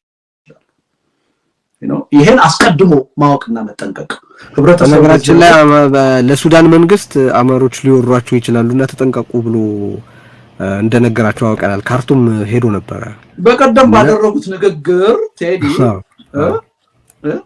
የታጠቁ ኃይሎች ወደ ሀገር ውስጥ እየገቡ ሰው ለመግደል እየጣሩ ነው፣ አሁንም እየሞከሩ ነው የሚል ነገር ይሄ አባባል ቀላል አባባል አይደለም እና ይሄን በጥንቃቄ ማየት ያስፈልጋል። ሌላው ዶክተር አብይን ከስልጣን ጋር በተያያዘ አንደርማይን ማድረግ ያለብን አይመስለኝም። ሁልጊዜ በጉልበት በኃይል በተጽዕኖ ብቻ እንደሚሄድ ሰው አድርገን ማየት የለብንም። በማስፈራራት በተጽዕኖ ሊሄድ የሚችለውን ርቀት ሄዷል። ይሄ እንዳልተሳካ እያየ ነው። ከዚህ በኋላ ደግሞ በሌላ የተሻለ መንገድ በተለሳለሰ መንገድ ችግሩን የሚያሰናክሉበት ሁኔታ ሊያስቡ ይችላል። ለምሳሌ የኮርት ሂደቱን በዚህ ደረጃ የማሰናከያ መንገድ አድርጎ ለመጠቀም ሊታሰብ ይችላል። ነገሩን ወደ ህጋዊ ሂደት ብቻ አስገብቶ ከዚህ በኋላ ሰላማዊ ሰልፍ ምናምን ሌላ ግርግር አያስፈልግም አቁም ወደሚል አቅጣጫም ለመሄድ ሊታሰብ ይችላል።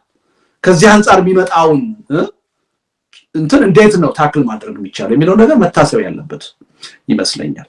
ከዛ ውጪ ጉዳዩን ከሃይማኖት ጥያቄነት አውጥቶ የፖለቲካ ጥያቄ ማድረግ ከሲኖዶሱ ቁጥጥር ውጭ ሆኑ ሰላማዊ ሰልፎችን የመፍጠር ንጹሃን እንዲገደሉ የማድረግ ተገቢ ያልሆኑ መፈክሮችን እንዲሰሙ ማድረግ ህዝብን ከህዝብ የሚያጋጩ ሃይማኖትን ከሃይማኖት የሚያጋጩ እና ጥያቄው ለሲኖዶሱ የሃይማኖት ጥያቄ ሳይሆን የፖለቲካ ጥያቄ ማራመድ ሆኖ እንዲታይ የማድረግ ስራዎች ሊሰሩ ይችላሉ። ይሄን ጥንቃቄ ማድረግ ያስፈልጋል እና በዚህ ረገድ እንቅስቃሴው ማዕከላዊ በሆነ ሁኔታ መመራት ያለበት ይመስለኛል። በጥንቃቄ መመራት ያለበት ይመስለኛል። ለምሳሌ አሁን ከቀላል ነገር ብንነሳ አንዳንድ ሰዎች ሰሞኑን የሚሰጡትን ስቴትመንት ከታተላሉ። አንድ ሃይማኖት አንድ እምነት ሲሉ ሰማለሁ። ይሄ ስህተት ነው። ይሄ ኦርቶዶክስ አንድ ሃይማኖት ይኖር እዚህ ሀገር አይደለም እያለች ያለችው። ኦርቶዶክስ ከማንም በላይ የተለያዩ ሃይማኖቶች ኢትዮጵያ ውስጥ ገና ጥንት ገብተው ነፃነት ኑሯቸው እንዲስተናገዱ ያደረገች ተቋም ናት። የመንግስት እኮ አካል ነበረች ጥንት። እስልምናም ሲገባ ፕሮቴስታንትም ሲመጣ የመንግስት እኮ አካል ነበረች። ከኔ ውጪ እዚህ ሀገር ሊኖር አይገባውም ብላ አልከለከለችም። ግን የሚወጡ ተይዘው የሚወጡ መፈክሮች የሚነገሩ አነጋገሮች አንድ እምነት አንድ ሃይማኖት የሚባሉ ከሆነ እኔ እናንተ ስተቱን በቅንነት ልንረዳው እንችላለን ምን ለማለት እንደተፈለገ። ሌሎች ግን ለጠማማ ሐሳብ ሊጠቀሙበት ይችላል። አንዲት ቅድስት ቤተክርስቲያን ሲባል የቤተክርስቲያን አንድነት እየተወራ ነው። አንድ ሃይማኖት ሲባል ኦርቶዶክስ ቤተክርስቲያን አንድ ሲኖዶስ ማለት ይቻላል። አንድ ፓትሪያርክ ማለት ይቻላል። አንድ የኦርቶዶክስ ቤተክርስቲያን ማለት ይቻላል። አንድ እምነት አንድ ሃይማኖት ግን ትክክለኛ አባባል አይደለም። ሰዎቹ ማለት ለምን ፈለጉ ይሄን የሚለውን በቅንነት እኔ እረዳዋለሁ ይገባኛል። ግን ለሌሎች መጠቀሚያ ስለሚሆን እንዲህ አይነቱን ነገር በጥንቃቄ ማየት ያስፈልጋል። ሁለተኛ ስለ ነፃነት ስናወራ ስለ ራሳችን ነፃነት ብቻ አይደለም ማሰብ ያለብን። አንዳንድ ሰዎች ወጥተው አሁን ይሄን ጉዳይ ወጥተው ያልደገፉ አርቲስቶችን እናጋልጣለን ሲሉ ሰምቻለሁ። ኖ ይሄን ጉዳይ የማይደግፉ ሰዎች ቢኖሩ ያመብታቸው ሊጠበቅ ይገባል። የግድ ወጥተው ይሄን ጉዳይ መደገፍ ወይም ደግሞ መቃወም የለባቸው። ነፃነታቸው መብታቸው ነው። ስለዚህ ይሄን ጉዳይ እንዳስገዳጅ ሁኔታ ተደርጎ የሚቀርበው ጥያቄ ትክክል አይደለም። አንዳንድ ሰዎች ሲሉ ስለሰማሁ ነው መብታቸውን ለማስከበር ለሚያምኑበት ነገር በግልጽ ደፍረው ወጥተው መንግስትን ለመጋፈጥ ጥረት የሚያደርጉ አርቲስቶችን ማድነቅ ይቻላል፣ ማመስገን ይቻላል። ይሄን ያላደረጉትን ግን እንደ ወንጀለኛ ቆጥሮ ማውገዝ እናጋልጣቸዋለን ምናምን መዛት ትክክል አይደለም። ይሄ እንደገና ሌላ የመብት ጥሰት መፈጸም ነው። ስለዚህ የሌሎችንም መብት ደግሞ ማክበር ያስፈልጋል። በተለይ ከሃይማኖት ጋር የተያያዘ ከብሔር ጉዳይ ጋር የተያያዘ የተሳሳቱ ቅስቀሳዎች ንግግሮች እንዳይደረጉ ከማንም በላይ ይሄን ጉዳይ የሚመሩ ኃይሎች ጥንቃቄ ማድረግ አለባቸው። የኃይል አማራጮችም እንዳይፈጸሙ እኔ ደግሞ ደጋግሞ በጣም ነው የገረመኝ። የሰላማዊ ትግል በጣም ከኛ በላይ የገባቸው የሃይማኖት አባቶች መኖራቸውን ነው የተረዳሁት። እንሞታለን፣ አንገልም፣ እንሞታለን፣ በመሞት መብታችንን እናስከብራለን። ይሄ ትልቅ የሰላማዊ ትግል መሳሪያ ነው። ይሄ ነው መቀጠል ያለበት እና ሰዎች መግደልን የሚቀሰቅሱ ሰዎች መግደልን የሚያበረታቱ ሰዎች በዚህ ሂደት ውስጥ መኖር የለባቸው። መብትን ለማስከበር በመሞት መብታችንን እናስከብራለን የሚለው መፈክር ተገቢ ይመስለኛል። ሌላው የፖለቲካ ስቴትመንቶች እዚህ ውስጥ መግባት ያለባቸው አይመስለኝም። አንዳንድ ጊዜ ተገቢ ያልሆነ ለምሳሌ የኢትዮጵያን የቋንቋ ፌደራሊዝም እኔ አልደግፍም አይደል እንዴ? ግን ኦርቶዶክስ ይሄን አቋም ይዛ እንድትናገር አልፈልግም። ለኔ አደረጃጀት አልፈልገውም ማለት መብቷል። ከኔ ጋር መሄድ አይደለም። ያን በፖለቲካ እኔ ላይ አይደረግ ማለት ነው እንጂ ትላንትና አሁን እሱን ያየው በጣም ይሄ በጣም አደገኛ ነው። በቃ ለአብይ አህመድ ፕሮፓጋንዳ መጠቀሚያ ይሆናል እያልኩ እንዲህ አይነቶቹ ነገሮች መጠንቀቅ ያስፈልጋል። ይሄን ሁሉ የምንናገረው በሃይማኖቱ ጉዳይ ጣልቃ እየገባን አይደለም። የሀገሪቱ ሰላም ስለሚያሳስበን ነው። የብዙሃን የመብት ነፃነት ስለሚያሳስበን ነው።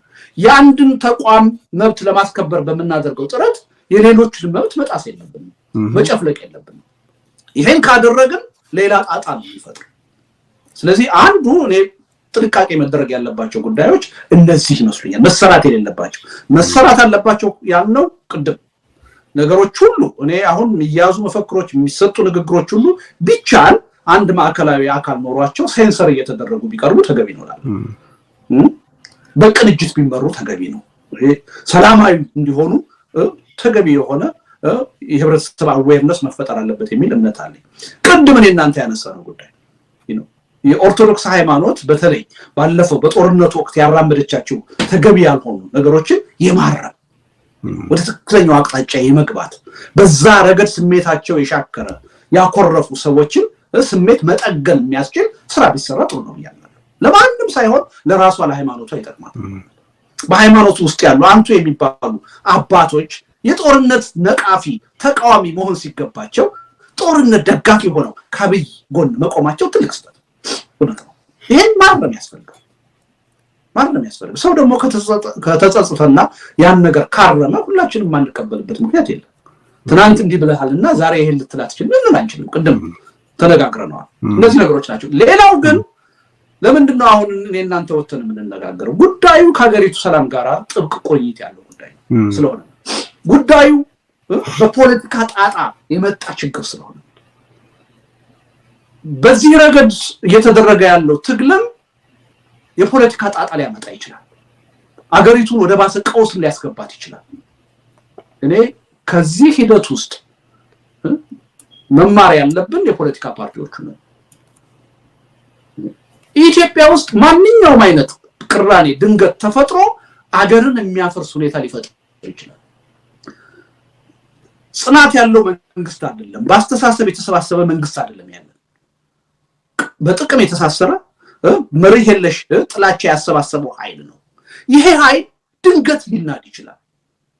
እኔ ብዙ ጊዜ ተናግሬያለሁ ቴዲ። ስለዚህ ኃይል አሁን የጎራ መደበላለቅ ተፈጥሯል። ይሄ ዶክተር አብይ ደጋፊ ግን ሲናድ አንድ ቀን ይበቃዋል ብዬ በድፍረት ስናገር ነበር። አንድ ቀን ነው ይሄው እየታየ ሳምንት ባልሞላ ጊዜ ውስጥ ትርምስምሱ እየወጣ ይሄ ተቃዋሚዎች ሆነው በሚደግፉት ዙሪያ ነው ያየን ያለ ነው። አሁን ራሱ የመንግስት መዋቅር ውስጥም ይገባል። ኦፖርቹኒስት የሆነው ኃይል ጥቅሙን ስለሚያሰላ ይሄ መንግስት ያለቀለት ነው ብሎ ካሰበ ይናዳል።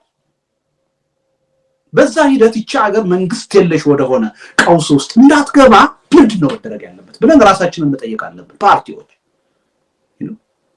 በእንዲህ አይነት ግርግር መንግስት ቢፈርስ የሙስሊም መጅሊስ ወይም ደግሞ የኦርቶዶክስ ሲኖዶስ የሚኒስትሮች ካቢኔ ሆኖ ሀገር ሊያስተዳድር አይችልም አይደለም። ዝግጁ የሆነ የፖለቲካ ኃይል ምን ጊዜም ያስፈልጋል። ዶክተር አብይ በስልጣን ባሉበት ሁኔታ ደጋግሜ ብየዋለሁ፣ ቁጥር አንድ የብሔራዊ ደህንነት ስጋት ናቸው። በማንኛውም ዕለት በማንኛውም ሰዓት የሀገሪቱን ብሔራዊ ደህንነት ችግር ውስጥ የሚያስገባ ውሳኔ ሊወስኑ ይችላል። ጣጣ ይዘው ሊመጡ ይችላል። በዛ ሂደት ውስጥ መንግስት የለሽ የመሆን አደጋ ሊፈጠር ይችላል። እኔ ከመቼውም ጊዜ በላይ ተቃዋሚ ፓርቲዎች እስካሁን ባሳለፍነው ሂደት ያሳየናቸው ድክመቶች አጸጽተው እርስ በርስ የምናደርገው መናቆር ለሀገራችንም ለማንም እንዳልጠቀመ ተገንዝበን ኢትዮጵያ ከመቼውም ጊዜ በላይ ከፍተኛ የሆነ የብሔራዊ ደህንነት ስጋት ውስጥ መሆኗን አውቀን መተባበር ያለብን ጊዜ ዛሬ ነው። በስራ ላይ ያሉት መተባበር አለባቸው። ኢቭን አዳዲስ ፓርቲዎች መምጣት አለባቸው። ከህዝብ ትልቅ ክፍተት ነው ያለው። ይሄ ክፍተት እያለ ግን የኢትዮጵያ መንግስት ግን በማንኛውም ጊዜ ሊፈርስበት የሚችል አደጋ ውስጥ ነው። ማናስባቸው ማንገምታቸው ቀውሶች ወደ መንግስት መፍረስ በፍጥነት ሊወስዱ ይችላል። እንደ ዶክተር አብይ አይነት ሰው በስልጣን ላይ ባለበት ሰዓት አንድ ቀን ስለ ህልውናችን መተማመን አንችልም። ኤኒ ታይም አገርን ሊያፈርስ መንግስት የለሽ ሊያደርግ የሚችል ስህተት ሊሰራ ይችላል። ስለዚህ እኔ ከዛ ተምረን መነጋገር፣ መሰባሰብ፣ መጠናከር ያለብን ጊዜ አሁን ይመስለኛል። ይሄ እርስ በርስ ባሉባልታ እየተጓደኑ የጎንዮሽ ትግል የማድረግ የጎንዮሽ ግጭት የመፍጠር ጉዳይ መቅረት አለበት። እርግጥ ነው ዶክተር አብይ ከስልጣን ቢባረሩ ወይም ቢነሱ ሙሉ በሙሉ የኢትዮጵያ ችግር በእነሱ ይጠፋል ብዬ አላምንም። ግን አንድ ትልቅ ችግር የሚፈጥር አካል ይቀነሳል፣ ወደ በጎ አቅጣጫ የሚሄድም እድል ይፈጠራል የሚል እምነት አለ። ይሄን ደግሞ ለማድረግ ኢቭን ቢነቃና ወደ ልቦናው ቢመለስ ብልጽግና ፓርቲ ሊያደርገው ይችላል። ራሳቸው ዶክተር አብይም ሊያደርጉት ይችላሉ። ግልጽ ደብዳቤ የጻፍኩትን ታስታውሳለህ። በነገር ላይ እዛ ግልጽ ደብዳቤ ላይ የሃይማኖት ጉዳይ ምን ያህል አደጋ እንደሆነ ተረድቼ በተራ ቁጥር 3 ላይ ያስቀመጡት ምክር ይሄ ነበር። እጆትን ከሃይማኖት ጉዳይ ያውጡ ማስቸኳይ። ይሄን ካልኩኝ ሳምንት አልፈጀም እንዲህ አይነት ጣጣ ውስጥ ስንገባ። ስለዚህ ራሳቸውንም አገሪቱንም ወደ ለየለት ውድመት እያስገቧት መሆኑን አውቀው በእጃቸው ያለውን እድል ሊጠቀሙበት ይሞክሩ። ተስፋ አድርጌ አይደለም መናገር ስላለብኝ ነው። ከዛ ቀጥሎ ደግሞ አሁንም ብዙ ተስፋ ልሰጠው ባልችልም ብልጽግና የሚባለው ፓርቲ እንደ ድርጅት ለአንድ ቀን ማሰብ ቢጀምር ይሄን ሁኔታ መቀየር ይችላል። ዶክተር አብይ በብልጽግና ፓርቲ የተመረጡ ሰው ናቸው። በብልጽግና ፓርቲ ከስልጣን ሊወርዱ የሚችሉ ሰው ናቸው። የመረጣቸው የኢትዮጵያ ሕዝብ ሳይሆን ብልጽግና ፓርቲ ነው። ብልጽግና ፓርቲ ከዶክተር አብይ ስልጣን በላይ የሀገሪቱ ህልውና ደህንነት የሚያሳስበው ድርጅት ከሆነ ይሄን አሁን ነው ነገሮች ከቁጥጥር ውጭ ይሄዱ አቅጣጫቸውን እየሳቱ ነው።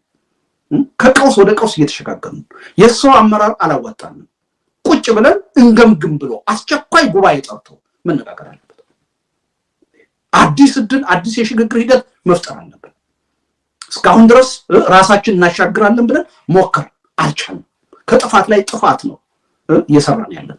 አሁን ከሁሉም ህዝብ የተጣላንበት ሁኔታ ነው የተፈጠረው። ወደ አደጋ እየገባን ነው ብለው ይቺን ያለቀች ሰዓት ሊጠቀሙባት መሞከር አለባቸው። ተስፋ አድርጌ አይደለም መነገር ስላለበት ነገር ግን ከነሱ ብቻ በመጠበቅ መፍትሄ አይመጣም። ተቃዋሚው ጎራ የቤት ስራውን መስራት አለበት 2010 27 ዓመት ያደረግነው ትግል የተቀለበሰው በእነ ዶክተር አብይ የተጠለፈው እኛ መስራት ያለብንን የቤት ስራ ስላሰራ አሁንም ወይ አገሪቱ ትፈርሳለች ወይ ባልሆነ ኃይል የትግሉ ሂደት ይጠለፋል። ማወቅ አለበት። በተደራጀ ኃይል በጠራ አስተሳሰብ መመራት አለበት። ይሄ መንግስት ቢወድቅ ቄሮ ሀገር ሊያስተዳድር አይችልም። የወጣት ፋኖ ሀገር ሊያስተዳድር አይችልም። ኦርቶዶክስ ወይም ደግሞ የእስልምና ጉባኤ ሊያስተዳድር አይችልም። የፖለቲካ ኃይል ያስፈልጋል። የተደራጀ በአስተሳሰብ የሚመራ ኃይል ያስፈልጋል። ይሄን ኃይል ተቃዋሚዎች ሪሊ ከመቼውም ጊዜ በላይ በእውነት ስለ ሀገር የምናስብ ከሆነ ልዩነቶቻችን ሁሉ ወደ ጎን ሱተን ዛሬ ነው መነጋገር ያለብን። ዛሬ ነው መወያየት ያለብን። ወደ ተግባር መግባት ያለብን። ህዝቡ ዝም ብሎ በጥያቄ የሚመጣ ለውጥ እንደሌለ አውቆ ጠንካራ የሆኑ ፓርቲዎችን የመፍጠር እርምጃ ውስጥ መግባት አለበት። እንቅስቃሴ ውስጥ የፖለቲካ ኤሊቱ እዛ ውስጥ መግባት አለበት ብዬ ነው የማምነው። ታንኪዩ። ይሄንን እንዳልከው የፍርድ ቤት ሂደቱንም ለምሳሌ የሚስማማ የሚመስል ውሳኔ አስወስኖ የእንቅስቃሴውን ሞመንተም አቦርት ለማድረግ ለማጨናገፍ ሊሞክር ይችላል እና ሮብ ዕለት ተቀጥሯል መባሉን ሰምተናል። ለሱም ከወዲሁ መዘጋጀት ያስፈልጋል። አንዱ የአብይ አህመድ ስልት ይሄ ነው። ተወስኖላችኋል፣ ሰልፍ መጠየቅ አትችሉም፣ ምን ማለት አትችሉም፣ ከዚህ በኋላ የምታደርጉት እንቅስቃሴ ሁሉ የፖለቲካ አጀንዳ ያለው ነው፣ መንግስት ግን በጣም ነው ሊል ይችላል እና እሱንም ከወዲሁ አውቆ መፍትሄ ማበጀት ያስፈልጋል። ሰውየው የፍትህ ሂደቱን በቀጥታ የማይመች ውሳኔ በመወሰን ብቻ ሳይሆን ጥሩ የሚመስል ግን የእንቅስቃሴውን ደግሞ ሙቀት በሚገድል መልኩ እንዲወሰን ሊያደርግ ይችላል የሚል ስጋትም አለኝና እሱም አንድ ነገር መሆን አለበት። ከዚህ በፊት ቀደም ሲልም አንስተነዋል። ሰው በደንብ በቤተክርስቲያን ላይ የሚደረገው ነገር መቆም አለበት ብሎ በተነሳሳበት ወቅት የወቅቱ የሰልፍ መሪዎች በፈጸሙት ከፍተኛ ስህተት ቤተመንግስት ገብተው ከአብይ አህመድ ጋር ተነጋግረው ሰልፉን በመሰረዛቸው ምክንያት ትልቅ አጋጣሚ ነው ያመለጠው። ቤተክርስቲያኗ ራሷን አሰርት ልታደርግ የምትችልበት ትልቅ አጋጣሚ ነው ያመለጠውና አሁንም ለነገሩ ያኔ ማህበራት ናቸው ምኖች ነበሩ የተነጋገሩት፣ ሰልፍ አፖይንትድ የሆኑ ሰዎች ነበሩ ከሱ ጋር የተነጋገሩት። አሁን ሲኖዶሱ ራሱ ጉዳዩን ስለያዘውና የህዝብም ከፍተኛ ትኩረት ስላገኘ ሰውየውም ደግሞ ቅድም በትክክል እንደጠቀስከው የቤተክርስቲያኑን አቅም አንደርስቲሜት አድርጎ በፈጸማቸው ስህተቶች ምክንያት ያ አይነት ነገር እንደማይፈጸም ተስፋችን ከቀደመው ይልቅ ከፍ ያለ ነው ማለት ይቻላል። ግን አሁንም አደጋው መኖሩን ማሰብ ያስፈልጋል። ለእያንዳንዱ ገጸ ሁነት ለእያንዳንዱ ሴናሪዮ መዘጋጀት አስፈላጊ ነው የሚለውን መልእክት በዚሁ አጋጣሚ ማሻገር ያስፈልጋል እላለሁ። ቴዲ አንድ ነገር ማንሳት ያለብን ይመስለኛል። አሁን ይሄን ጉዳይ በተለይ መንግስትን በዚህ ጉዳይ የሚደግፉ ሰዎች ደጋግሞ ሲያነሱት የምሰማው ጉዳይ አለ። ውይይት ነው መፍትሄው፣ መደራደር ነው መፍትሄው፣ እንዴት አትደራደሩ ትላላችሁ የሚል ነገር ሰማለሁ። ይሄ ተገቢ ነገር አይደለም። ድርድር ውይይት የሚባለው ነገር ሁልጊዜም መኖር ያለበት ጉዳይ ነው። ግን ደግሞ ማንም ኃይል በህገወጥ መንገድ የሚሰራው ስራ እየሰራ ድርድር መካሄድ አለበት ማለት አይደለም። መርህን እየደረመሰ ህግን እየደረመሰ በማን አለኝበት የሚሰራው ኃይል ጋር ሁሉ ተደራደሩ የሚባል ነገር የለም። በነገራችን ላይ መታወቅ ያለበት ድርድር የሚባለው ቋንቋ ነው። የድርጅታዊ አሰራር የማስፈጸሚያ ስልት ተደርጎ የታቀደው ከመጀመሪያ አይደለም። ዲያቆን ዳንኤል ክብረት ይሄ ችግር በተፈጠረ ማግስት ወጥቶ ምንድነው ያለው? ቁጥር አንድ ዋናው ነገር ቁጭ ብሎ መደራደር ነው የሚለው። በጣም ፍሬሽ እኮ ሚሞሪ ነው ያለን አይደል እንዴ? የሙስሊም ወንድሞቻችን ላይ ምን እንደተሰራ እኮ አይተናል። አስቀድሞ ድርጅታዊ በፖለቲካ ድርጅቶች የሚሰራው አይነት ድርጅታዊ ስራ ተሰርቷል። ውጤቱን ታውቆ ምን ውጤት ላይ መድረስ እንደሚፈለግ ታውቆ የዛ ጉዳይ ማስፈጸሚያ ድርድር የሚለው አጀንዳ እንደሆነ ተወስዶ ነው ታቅዶ እየተሰራ ያለው እና ይሄ አይነቱ አቀራረብ ትክክል አይደለም። እነዚህ ሰዎች ለምሳሌ አሁን ቴዲ ቅሬታ ኑሯቸው አሁን ከቋንቋም ጋር የተያያዘ የተለያየ በውስጣዊ አሰራር ቅሬታ ኑሯቸው ቅሬታቸውን በአደባባይ ወጥተው ቢያነሱ ይሄ ጥያቄ አለን፣ ተቀባይነት አላገኘንም፣ ልትቀበሉን ይገባል ቢሉ እኔ የመጀመሪያው ሰው ሆን ነበር ግቡና ተደራደሩ ለማለት። ሲጀምሩ ግን በዛ መንፈስ አይደለም የጀመሩት። ራሳቸውን ነጥለው አሰራሩን በማፍረስ ነው የጀመሩት። በማፍረስ ከህግ ውጪ ሹመት በመስጠት ከህግ ውጪ ፓትሪያርክ እንሾማለን በማለት ከህግ ውጪ የቤተክርስቲያኗን ንብረት ተቋም ሰብረው በመግባት በመውረስ ነው የተጀመረው። ይሄ እየታወቀ ይሄ ተደራደሩ የሚባለው ነገር ትክክል አይደለም፣ ወጥመድ ውስጥ መውደቅ ነው። ይሄ ማለት ድርድርን መጥላት አይደለም። ለምሳሌ አንድ ጥሩ ምሳሌ አለ እኮ። ለምሳሌ ቄስ በላይ ነው የሚሏቸው ሰው የኦሮሚያ ሲኖዶስ መቋቋም አለበት ብለው ጥያቄ ያነሳሉ። ትልቅ ጫጫታ ተፈጠረ። ቤተ ክህነት ግን አላቋቋሙም። አየህ፣ ጥያቄውን አነሱት እንጂ አላቋቋሙም። ስለዚህ ድርድር ተደረገ፣ ችግሩ ተፈታ አይደለም። አሁን አብረው እየሰሩ ይመስለኛል። እነዚህም ሰዎች እኮ ወጥተው ችግር አለብን፣ ይሄ ጉዳይ በዚህ ጉዳይ መወያየት መደራደር እንፈልጋለን ብለው አንድ ጋዜጣዊ መግለጫ እኮ ቢሰጡ ታዲያ ምንድነው ችግሩ? ለምን አትነጋገሩበት ማለት እኮ ይቻላል። እነዚህ ግን ወደ ድርጊት ነው የሄዱት። ወደ ድርጊት ነው የሄዱት። የራሱ ቀደም ተከተል ያለው የድርጊት መርሃ ግብር ውስጥ ነው የገቡት። ይሄ ደግሞ እየተደረገ ያለው በመንግስት ድጋፍ ነው። በግልጽ ነው እያየ ነው ያለ ነው። ሰዎች ሁሉ እስከ መገደል ደርሰዋል። ስለዚህ ልክ የመቻቻል ሰባኪ፣ የሰላም ሰባኪ፣ የድርድር ጠበቃ መስለው እየቀረቡ አንዳንድ ሰዎች ተደራደሩ የሚለው ትክክል አይደለም። እዛ ወጥመድ ውስጥ ውደቁ ነው እያሉ ያሉት። ይሄ ትክክል አይደለም። አንዳንድ ሰዎች በበጎ እንደሚያዩት ስለማይ ነው ማንሳት ያለብን ብዬ ያመንኩት። በሲኖዶሱና በኢትዮጵያ ኦርቶዶክስ ቤተክርስቲያን እና ከዚህ ጋር በተገናኙ ጉዳዮች ዛሬ በርዕዮት ዜና ልዩ ዘገባ አሰናድተናል። ስለዚህ ይሄንን ዝግጅት ስናጠናቀቅ እዛ ልዩ ዘገባ ላይ በጣም ኢንትረስቲንግ የሆኑ መረጃዎች ታገኛላችሁና እሱን መከታተል አትርሱ። የርዕዮትን ልዩ ዘገባ ተከታተሉ። ያተኮረው በዚሁ ጉዳይ ላይ ነው። ዜናዎቹ በጠቅላላ እንዲያተኩሩ ያደረግነው ዛሬ በዚሁ ጉዳይ ላይ ነው። ኦልሬዲ ዜናው ወጥቷል። ስለዚህ በዚሁ አጋጣሚ አሁን ላሉት ተከታታዮቻችን ሁሉ ይሄንን ማሳሰብ ፈልጌ ነው። ያልጠቀስነው አለ የምትለው በዚህ ውስጥ ብዙ ጊዜ ይሳታል ያልካ በርካታ ነገሮች አንስተናል። ግን እንዴት ያለ ጥንቃቄ ማድረግ እንዳለብን ብዙ ነገር አንስተናል። በእኔ ስንፍና ምክንያት ያልተጠቀሰ ለውይይቱ ምልአት አስፈላጊ ነው የምትለው ነገር ካለ ጥቂት ደቂቃዎች ወሰድና ማጠቃለያ አድርግበት። በጣም ግን ደስ ብሎኛል ባደረግነው ውይይት። ቀጥል።